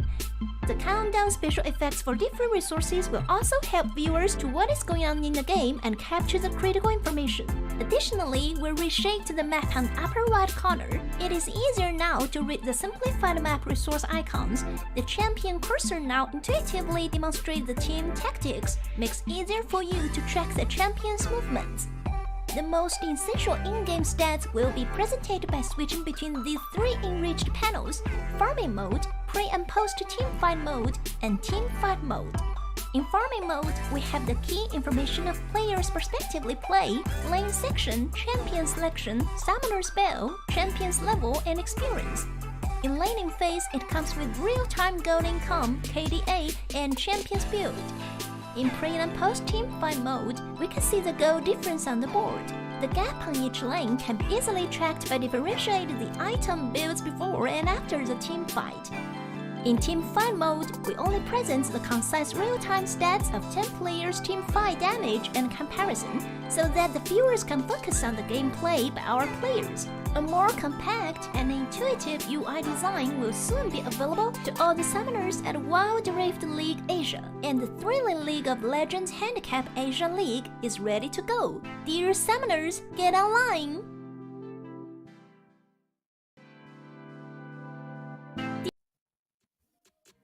Welcome back, everyone, to the WRL-A Asia LCQ for a potential last match. It's already match point for NAOS Esports, one game away for the qualifications of the WRL-A. My name is Infinity, and there's Dash with me. And Dash, we just came from a very dominating game from NAOS Esports. Might be a first win or might be the last win of what we're seeing from NAOS Esports right here. So this is a chance for PSO for redemption, the last one at that. And we have said on a best of 5, if you lose 2 games consecutively, it takes a lot of effort to get there, get back onto a game 5. Right now, PSO backs against the wall. Match point for NAOS Esports. What are they gonna do? Right now, there's a lot of expectations that NAOS Esports could just ride the momentum, but PSO, would they silence everybody and get that first win? Yeah, because there's all about the considerations of mental fortitude, right? We keep on talking about it, but just the amount of pressure from these players' shoulders is too much. It's not just about the draft. It's not about the game alone, but also how well are they going to play it out? Just the pressure coming into the series that the opposing team is already on match point. And right now, this is going to be a do or die for Persis Esports as we head into the draft for Game 3. NAOS Esports again on the blue side. With this, we can definitely say that they could get the Aatrox again. The PSO won't be able to ban that, but there's still a lot of champions that they need to think about when it comes to this. Because if PSO would be banning, yeah, that's good. They banned the Aatrox. That is what they need. NAOS Esports could just ban the Senna again, ban the Zoe, so the PSO won't have a chance of actually taking them. For sure. And you have the Gwen and Senna ban coming through for NAOS Esports, so they moved those champions away. This is what we've expected in the past, because Aatrox is already banned. So Camille could be that option for NAOS if they want to pivot to something else, or they could pick it up for them for their own in the first pick. Yeah, and with what we're seeing right now, though, this is going to be way different. With Corki getting banned again for NAOS Esports, they're the ones who banned it, actually. PSO, are they going to be banning the Ashe? Because the Ashe is a possibility here for NAOS Esports again. If ever Karma is not going to be available, yeah, there Camille. you go. Ashe is banned. So yes, as you said, Camille is available. So NAOS Esports was able to chop them with that. But I believe that they're prioritizing Camille. Then PSO would be taking again the Wukong. That could be their options, because right now Galio is also open. So if PSO picks up Wukong, this could be an opening for NAOS Esports, as we've seen in the past with a Galio Camille pickup.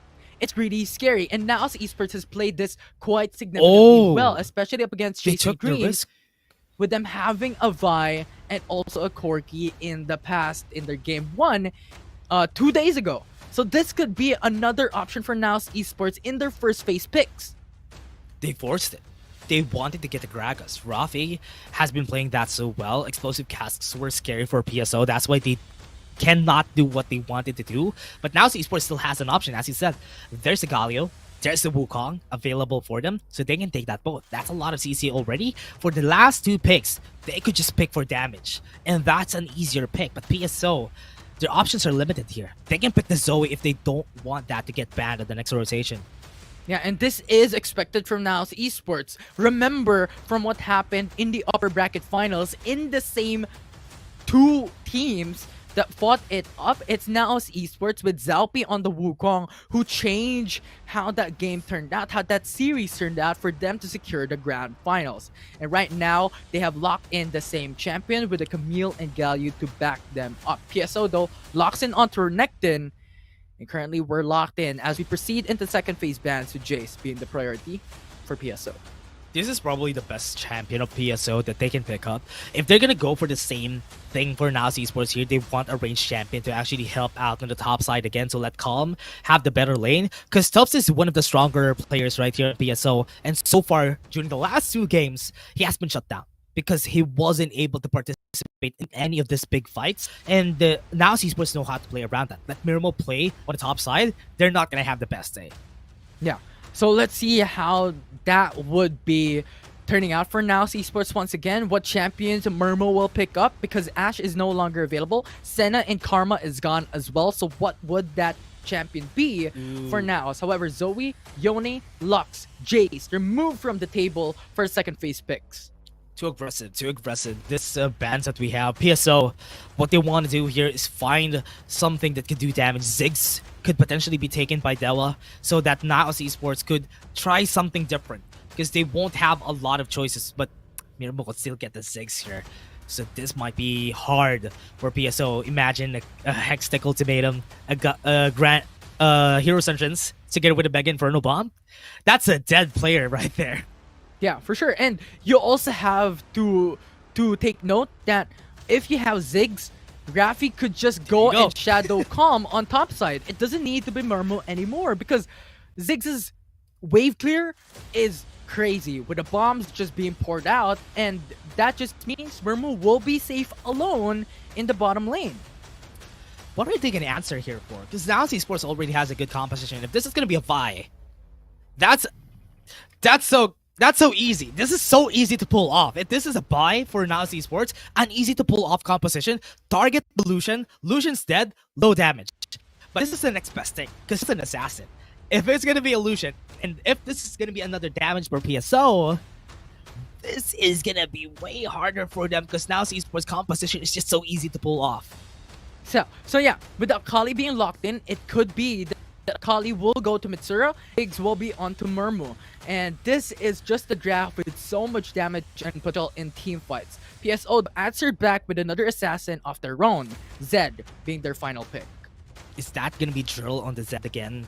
If it is a Zed against the Wukong, not the best fight to actually take, you still would just want to go for farming for the side right here of PSO, so that's still not an ideal matchup here for their side. So this is going to be a real hard fight for them, because now Esports has one lockout technology that they can do, which is the trio combo that they can just do, and 2 people could just roam around. It's a really hard fight for PSO. I hope that Ramley would get big explosive casts here, because it all depends on him so that they could save this game tree. Yeah, and the thing is that I'm looking at for this specific game is that PSO has the advantage when it comes to side lanes. They have Renekton, they have Fiora. So they could just put pressure on the side lanes, force out NAOS Esports into not going in for that 5v5, because they know they have the disadvantage in a 5v5 all-in team clash. So knowing PSO, they could be the turret breakers that we know and we've seen and observed in the past few series.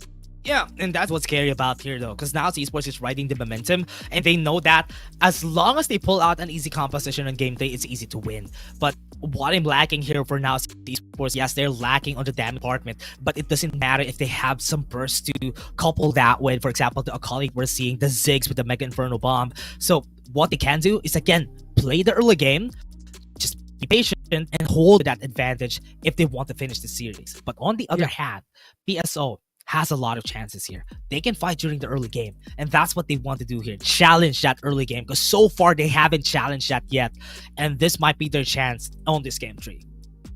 Yeah, 100%. Because if you can't win team fights, don't do team fights. Simple equation, right? If you can't go for the positive, don't go for it.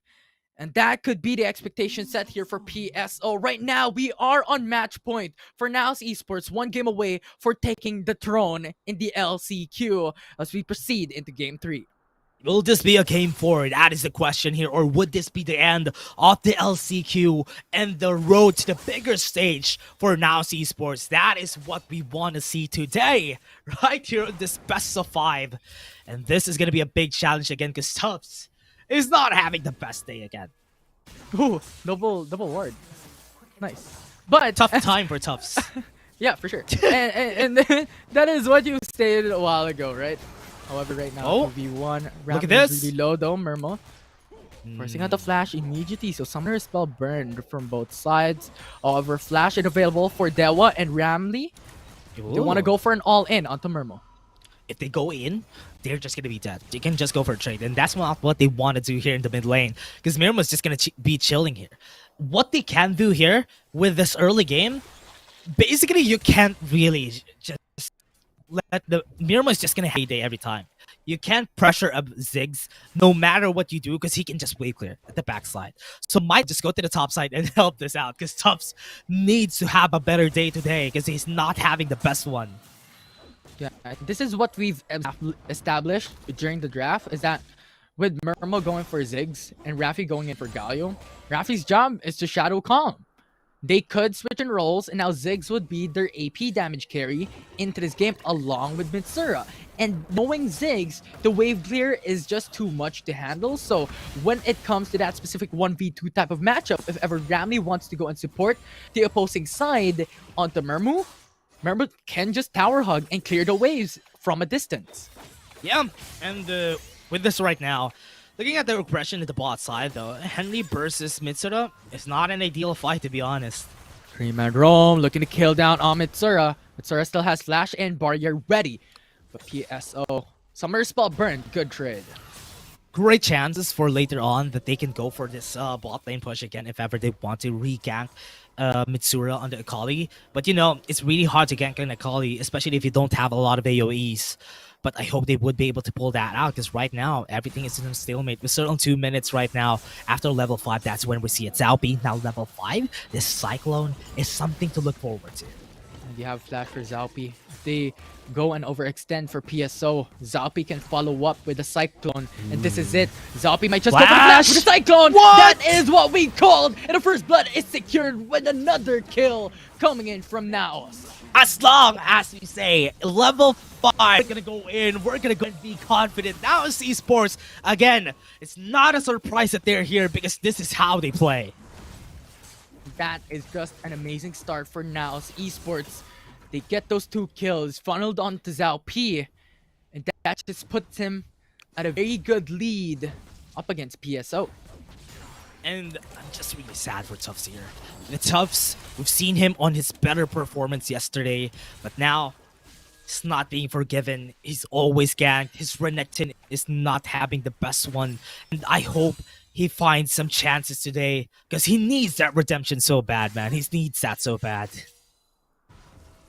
Yeah, and if this continues to happen for PSO, is looking for a repeat in the past 2 games for a sweep for NAOS Esports. So a miracle has to happen for Persis Esports. However, this is just a couple of minutes into the matchup, so this is not the worst in the world, but a 1k gold lead is an indication of power for NAOS for a snowball in the mid game.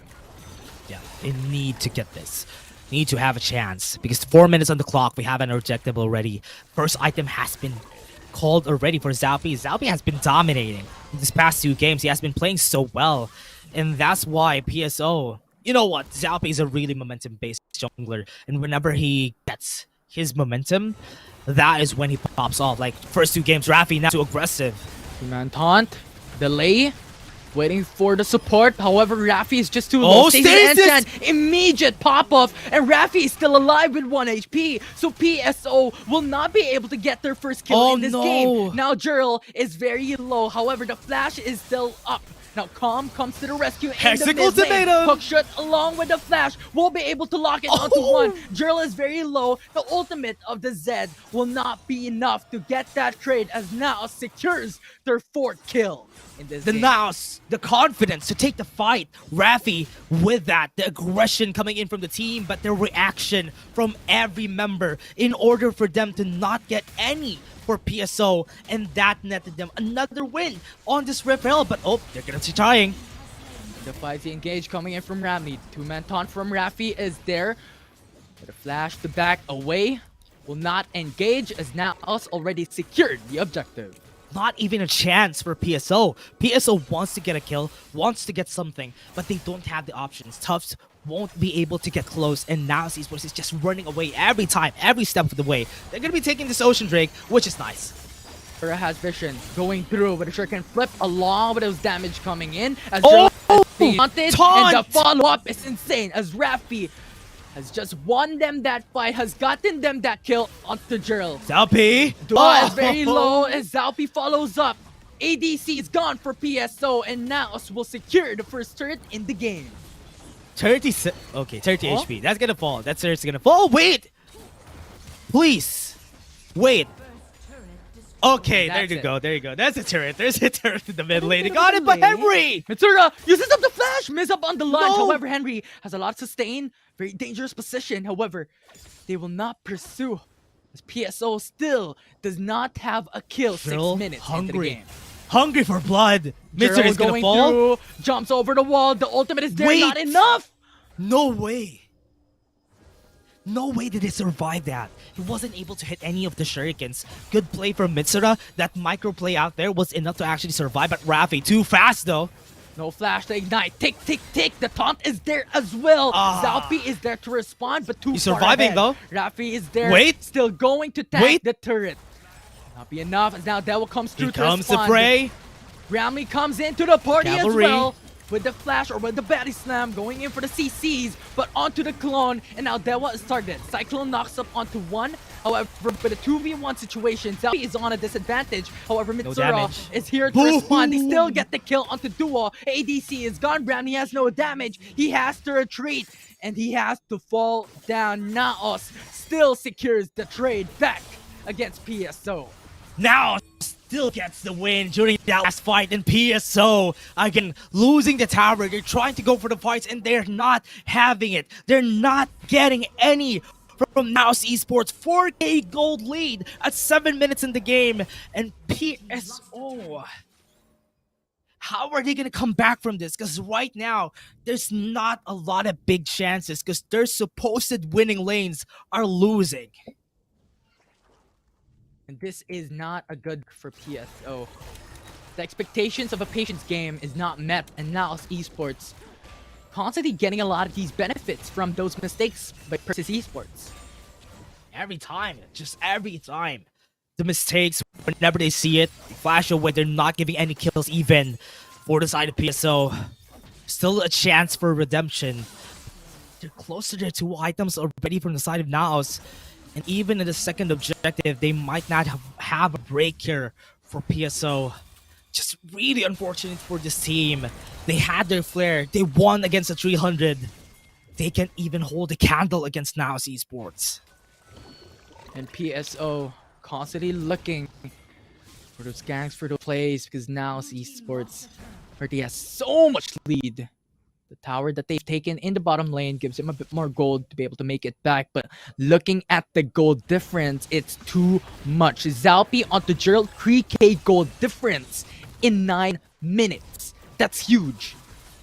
big gold lead, big gold lead. But it's still a stalemate at this point, Infinity. It's still, with this 4K gold lead that they have, this might still be possible. Because right now with PSO, it's still hard. Honestly, it's really hard for PSO to come back from this because most of their champions are early in champions.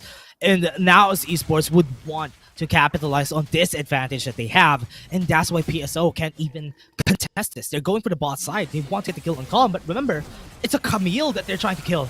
Explosive cast, goes for the knockback. That's a dead Gerald. In the middle, the outplay from no. Calm. Phenomenal as they get the kill onto the jungler of PSO. At this point, this is basically the tilt right here from PSO. They're trying, they're desperate for a kill, and they lost their mid lane because of that. Now Esports are playing their game, and PSO can't even have it, can't even have a kill, but right now they're gonna go for a fight. They got the charge in, that is what they need, that is what they came for, and PSO has just lost too much, and NAOS gained so much value from that Rift Herald alone. It's frustrating for sure for PSO at this point. They are trying their best to get something out of nothing. They need to pull a rabbit out of the hat in order to win this game. Because at this point, 10 minutes in the game, with no objectives so far, if they lose this dragon fight, that might be game. 100%, because that will give them so much more to pressure through and pinpoint against PSO. And even Dewa can't scale. Drill constantly picked up. What can they do here, Dash? With this amount of immaculate lead from NAOS Esports, so much objective and so much of things to overcome by PSO. Yes, so it's really hard. It's a good thing. It's a good thing that they didn't. I thought that they're gonna be trying to go for a fight. But if they lost that fight right now, that could be the end of the game. They can end the game. They took the safer route, but the safer route is just a slow burn, Infinity. It's just a slow burn. Because if they don't take any risks at this point, now Esports is just gonna get more and more items, and it will be more unbearable. And Rafi gonna try. Ready Snam onto Rafi, but a taunt is ready. So far with a flash, Rafi Still to safety, nothing. so PSO, their engage is cancelled. Still nothing, Infinity. Still nothing. That's why I wasn't reacting, because Rafi can still get away. He has the Justice Punch. He had the flash. All the efforts here of PSO are always cancelled by NAOS Esports.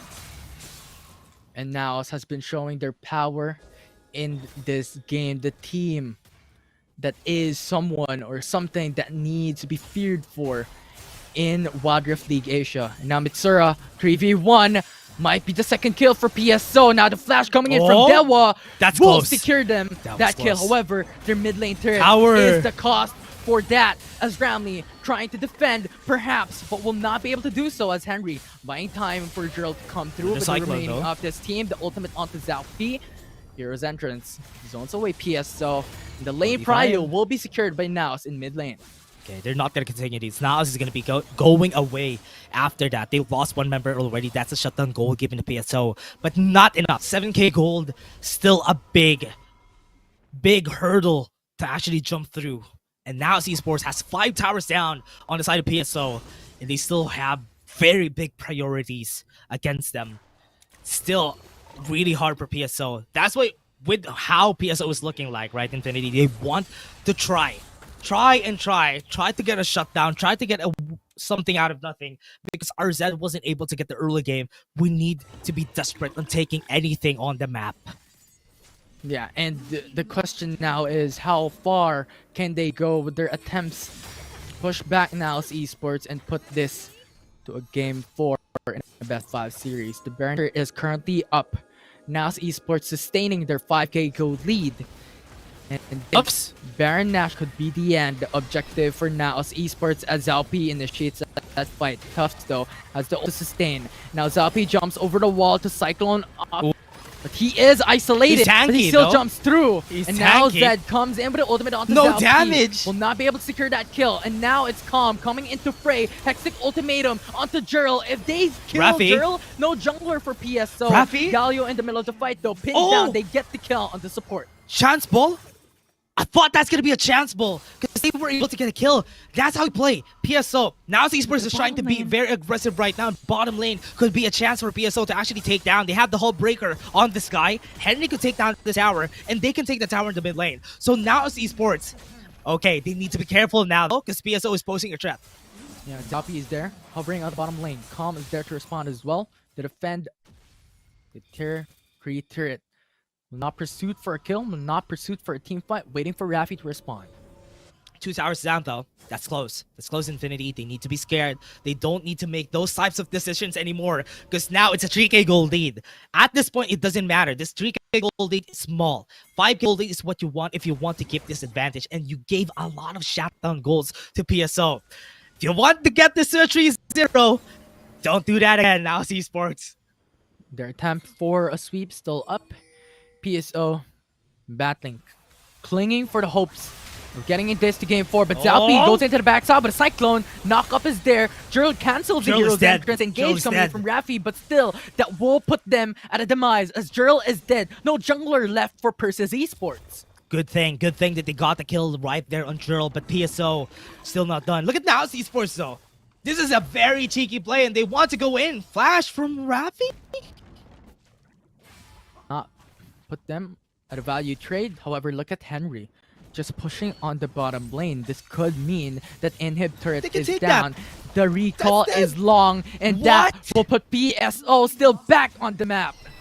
Still on the board for PSO. Henry's gonna fall down here for sure. He's not gonna survive this fight, but Infinity, let's take a look at the bigger picture while Henry is dying right here. He's gonna be getting away from this. Could be. Trick and Flip though will come in. That's under the launch. The gap and the cancel for the extra Riposte! The riposte from Henry and Ignite will not be enough to take him down. And Henry with a miracle play is alive. Hey now. PSO is looking like this future is gonna be looking towards a better, brighter future for PSO. Now Esports, they're being a bit lax on what they're doing right now. PSO is looking golden. They might be able to get this on a game 4, but with now Esports let that. Right now, Infinity, on the bigger picture, PSO would have a lot of damage in the later stages of the game, and Ramley just needs to get one big explosive cast, and that could cancel out this big fight, or this big combo from now Esports. If they're breathing, they're surviving, are they going to be winning? That is the question. We'll see. Because right now, it is all hands in deck. Any of these two teams can still win.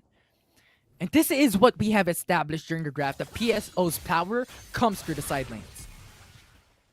Why they picked the Fiora. That's why. And now we're seeing Henry doing God's work for PSO. And is this going to be enough to actually let them to win? Because at this point, Infinity, 1v1 against Henry, nobody could do that. So Henry is going to be a constant side lane threat. And with the Hullbreaker on his hands, even with the amount of items that Calm has, she's the Grand Duelist. Nobody could win a 1v1 against her. Yeah, and that is going to be difficult. Especially with the consideration of so much sustainability built into Henry's kit. And with the runes built up as well, with the Grasp of Undying. More sustain comes through for this player. And we talked about Persis Esports, one of their MVPs and one of their best players would be Henry. However, here top side, this is Zed coming through with the ultimate on Mitsura. Waiting on the smoke. The Shroud is there. Hero's entrance. Going to zone away the enemy team. The taunt is ready. Raffi is looking for that taunt. He sees onto Del. TP coming up. Fiora is coming in. Zalpi's Calm is not here. They're going back. The retreat is there. And the flash body slam still connects onto Zalpi. If they remove the jungler for NAOS Esports, they can't start the Baron Nashor. And they do so. Raffi forcing out the flash. They can get away. Calm. Hook shots onto Dewa. Will not connect the CC. They can get away from Stasis Ancient cancels down the X-Tech ultimatum. With a flash outplay. Dewa is still alive. But in the end, it is Murmo getting that kill. Calm is still on the chase. Ramdi is in danger as hit is going to suffice as Ramley will fall. Yeah, Ramley's gonna fall down and they still want to chase on the sides. But mid lane, it's gonna be scary though. 1v1 for Mitsura. Mitsura still has that attempt to get that kill. The killer instinct is insane. However, Henry's outplay and maneuverability is still top notch. Back to retreat. Back on track. Now as Esports, that's a good play. PSO, that was a good way to play around a disadvantage. What you want to do is make sure that they become overconfident and try to make sure that 1 kill per 1 kill, slowly but surely. That's the way to go if you want to win against this. We said it a while ago, Infinity. What they need to have is a magic out of the hat, or a rabbit out of the hat magic. And that is what's happening. Everything's so magical for PSO right now. 2 kills is not bad, losing 2 kills. But on their side, if they take 2 kills, that's shutdown goals for PSO. That's better goal. So now Esports needs to be careful on this Baron fight, because right now, PSO could fight head-to-head against them. However, this is the state of the game where everything boils down onto Baron Nashor is alive, 20 seconds, and the Elder Drake will come up as well. Which team will prioritize which objectives? What team will make contest of those specific objectives that is available in the map? Because these things are winning conditions. These things are game-ending objectives. Elder, Dragon, Baron is up. Much more valuable.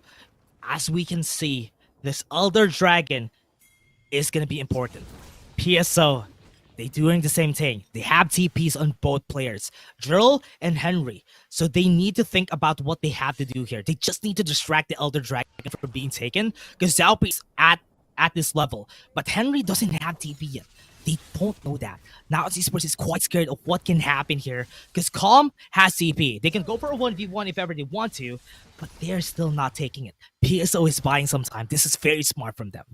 Yeah, it's so clever because they understand that their assignment is to just stay put. They can Calm take though, They can has take now Calm. vision onto Zed. Jurl is there Calm is gonna to fall? respond. That is a 2v1, and Calm is just wait, out of Henry! the play and out of the picture. But Henry, the Ignite will Mirmo? not burn him down. Mirmo One more is there hit? to respond, gets that kill. It's a 1-for-1 trade. No, it's a 1-for-0 trade. Yeah. As Calm's still alive. Guardian Angel. He has Guardian Angel. That's why he was able to survive. That's why he was confident to get that 2v1. And now with that call, with 1 player down, PSO could not fight this on a 4v5. Henry's down, one of their stronger players when it comes to DPS.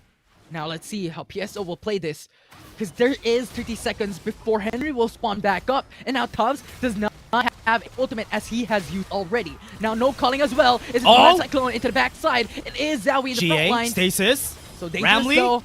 No more help. Oh, the jungler is Mitsura! gone for NAOS Esports. Nice pickup coming in from PSO. Now jungler is available for Persis Esports still to get that objective, but Ramley is gone already. It's the last this one standing. Is a 1-for-3 trade, as the jungler is the one left surviving for Persis Esports. NAOS has the advantage to win They can end this this. game. See how Henry will do this, because TPs are now available to respond. Look at the back end though. Shuriken Flip will not connect, and Henry is just receiving so much damage. What are they Popping doing? up the stairs, engage, and now it's Rafi PSO! with Ariel's entrance once again, zoning away the enemy team. Henry with a 1v1, trying to go back up. It's the lunge. Perfect trying execution to is go in up. for mobility with Honey. There you go, he's for dead. more sustain, and now wait. post will not connect, and Akali into the backside will go for the kill. The ace is secured 7 by seconds. NAOS. They can end 5 the seconds. game, and the undefeated team that defied all They can still fight. expectations in the LCQ They can has still fight. won it through and through, but they will not pursue for the win just yet. It is Calm Oh, no. stuck in the middle of that fight. Calm The is dead. Spirit might just kill him. Oh, no. Ignite takes him down, and Zalpi in the front line going in for the Cyclone, knocks up onto one. Ramley One's is down. gone. There one Tubbs, the only one left standing to defend. But It's now not yet done. is not confident to finish this game, and PSO has bought What is time this for game? themselves to make it back. They won game 4! PSO won game 4! They're still not done! That was too long! I thought that was first time Henry went in for the back, to teleport to the back, try to distract them from taking the tower, to distract them from taking mid. Joel and Henry did so well at doing that. They delayed the Elder Drake, they delayed the objective from being taken. And now what did they lose? They lost Calm in the process. They only lost Ramley. So if they take the Elder Drake right now, it could be a good chance, but it's a good thing that PSO is still not as aggressive as expected, because if they take the Elder Drake right now, it's a good chance. But right now, Shuriken Flip happened. Forces out the stage. That was down! Teba is gone. No more damage coming from PSO, so when it comes to objective takedowns, this is going to be much harder for them. No, now it's Esports starting the Elder Drake. Gerald looking at the back lines, just Play laying the down map. the wave in the mid lane, delaying this team. Elder Drake will be that prio though by NAOS Esports. If they secure this, Gerald is Gerald's gone, but dead. he execute, and now no junglers left That in is dead. PSO. This That is is a game. 3v5. NAOS has secured the Elder, has secured 2 members. If they secure the Baron, this game is over. This game is dead. This game is done. With Gerald down, they don't have a lot of chunk of their damage. This last fight is going to be a 4v5, and PSO won't be able to take it easily because remember, it's the Elder Drake already on their hands. But this is smart. Look at what they're doing. They're pushing the lanes so that it's not going to be an easy push. They're waiting for Gerald to actually come out so that this Elder Dragon is burned and they can go for a last fight. They lost a lot, but at this point in the game, they don't have any item advantages anymore. Everybody has items, and PSO could go for that last fight. But remember, this Elder Dragon is still taking. They need a bit more time before taking a fight. Let's see, because crucial time is bought by PSO. 2 seconds as Gerald comes back up. One clash can define history here as Henry is dead, is gone! 1 second away with a blink of an eye, they're gone and they're removed from the face of the earth. Henry and Dewa, this is a 3-man for PSO. Gerald is to be next with the execute coming from the Elder Drake as Rambly is surviving, delaying the last. minions with a double kill for Akali already. Domination, that's game. aggression, confidence is shown throughout each and individual players Wow. by NAOS as they will be the last team to qualify for WRL-A. 3-0 on this best of 5. Now Esports, a bit of a fumble during that last part, but they were dominating. They were dominating during this whole time on this fight. Now Esports, I thought that was close. I thought that was a game 4, but they actually was able to fulfill expectations, especially from their fans. It's now's time. It's the time. Now's the time, as they said, or should they say fly high NAOS, because this was such a great series for NAOS Esports.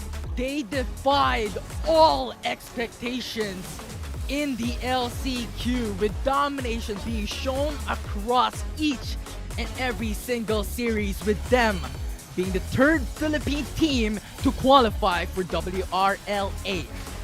Congratulations for NAOS Esports, but that was still a nice try. Persis Esports. I was scared. I was scared during the whole time because PSO could have won that.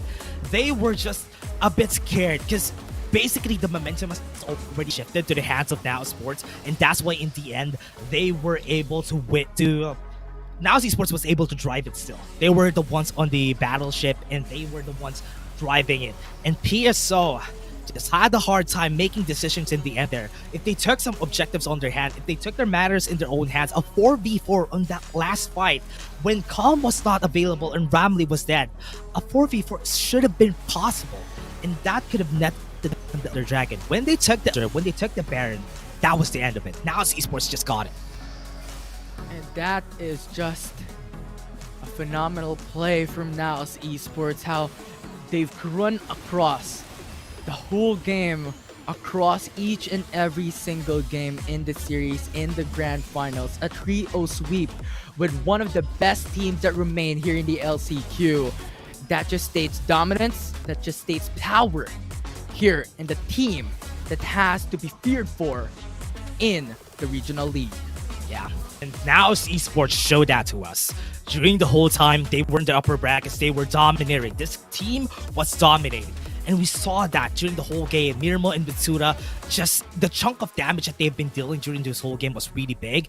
PSO had a hard time pulling through with this early game composition because they weren't able to get that early. Because now Esports with Zaupi on the headline, on the battleship, he was the one steering it. It was easy enough for them to take kills per kills, and this composition was easy to pull off. Because remember the combo that we said a while ago, the Hextech Ultimatum to the Hero's Entrance to the Mega Inferno Bomb could delete just one champion, and that's enough to actually win it. Yeah, and this is what we have talked about during our discussions for the past days. If Zaupi locks in onto Wukong, it is over. Yeah. It was the end. It was the end. And again, Mirmo playing it so well. I think if I'm going to be giving an overall MVP during this whole series, I'll give it to Mirmo. Mirmo, especially in the first 2 games, he was so low-key. He was the one pressuring Tufts in the top lane. Tufts wasn't able to play. even during the last game, he wasn't able to play well because Mirmo just gave him a hard time. And during that whole time, and the last part of the game, it's still in his head. Mirmo was in his head. And this guy, with all his decorations, with all his experience from League of Legends PC and Wild Rift, now back on here, qualified with NAOS Esports. And as they say, for the NAOS Esports fans out there, fly high NAOS. And they are able to fly up there. Amazing. And I agree 100% on what you stated about Mermo, just the adjustments that they've done. You know, instead of Mermo being the ADC or the carry for the whole team, he adjusted to become the support and to become the shadow of Calm on top side to push away the potential engages from PSO and disrupt the winning NAOS Esports. And with that said, just the compatibility, the flexibility of the whole team has been shown across the whole last chance qualifier. And speaking of which, let's take back down on the memory lane of what has occurred for the past few days. Yeah, and again, it's still a nice drive for Persis Esports, especially during that last game. For all the fans out there from Indonesia, it still was a great performance from Persis Esports. Looking at the brackets here, look at the performance of Persis Esports. They were able to defeat the 300, but now Esports were still at that top of their game during the last time. And this is such a great performance from this team, and this is just great. It's just great to see that now Esports and these players, they have been in the PH scene for quite a while. It's a good thing that they're now on the bigger stages of Wild Rift.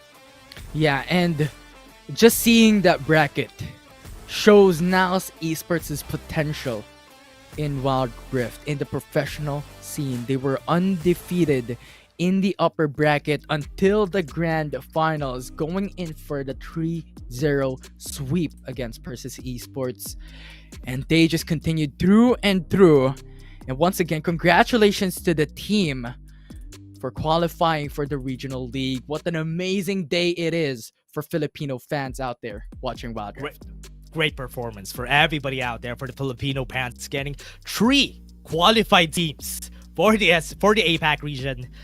That's such a great showing for the PH team and how strong they are in the Wild Rift scene. So right now, they cemented that, getting the last chance qualifiers by themselves. Remember, there's a lot of PH teams too that tried to qualify during those last chance qualifiers, but there's only one that's going to be on top, and that's NAOS Esports. So congratulations to NAOS Esports for taking the last spot.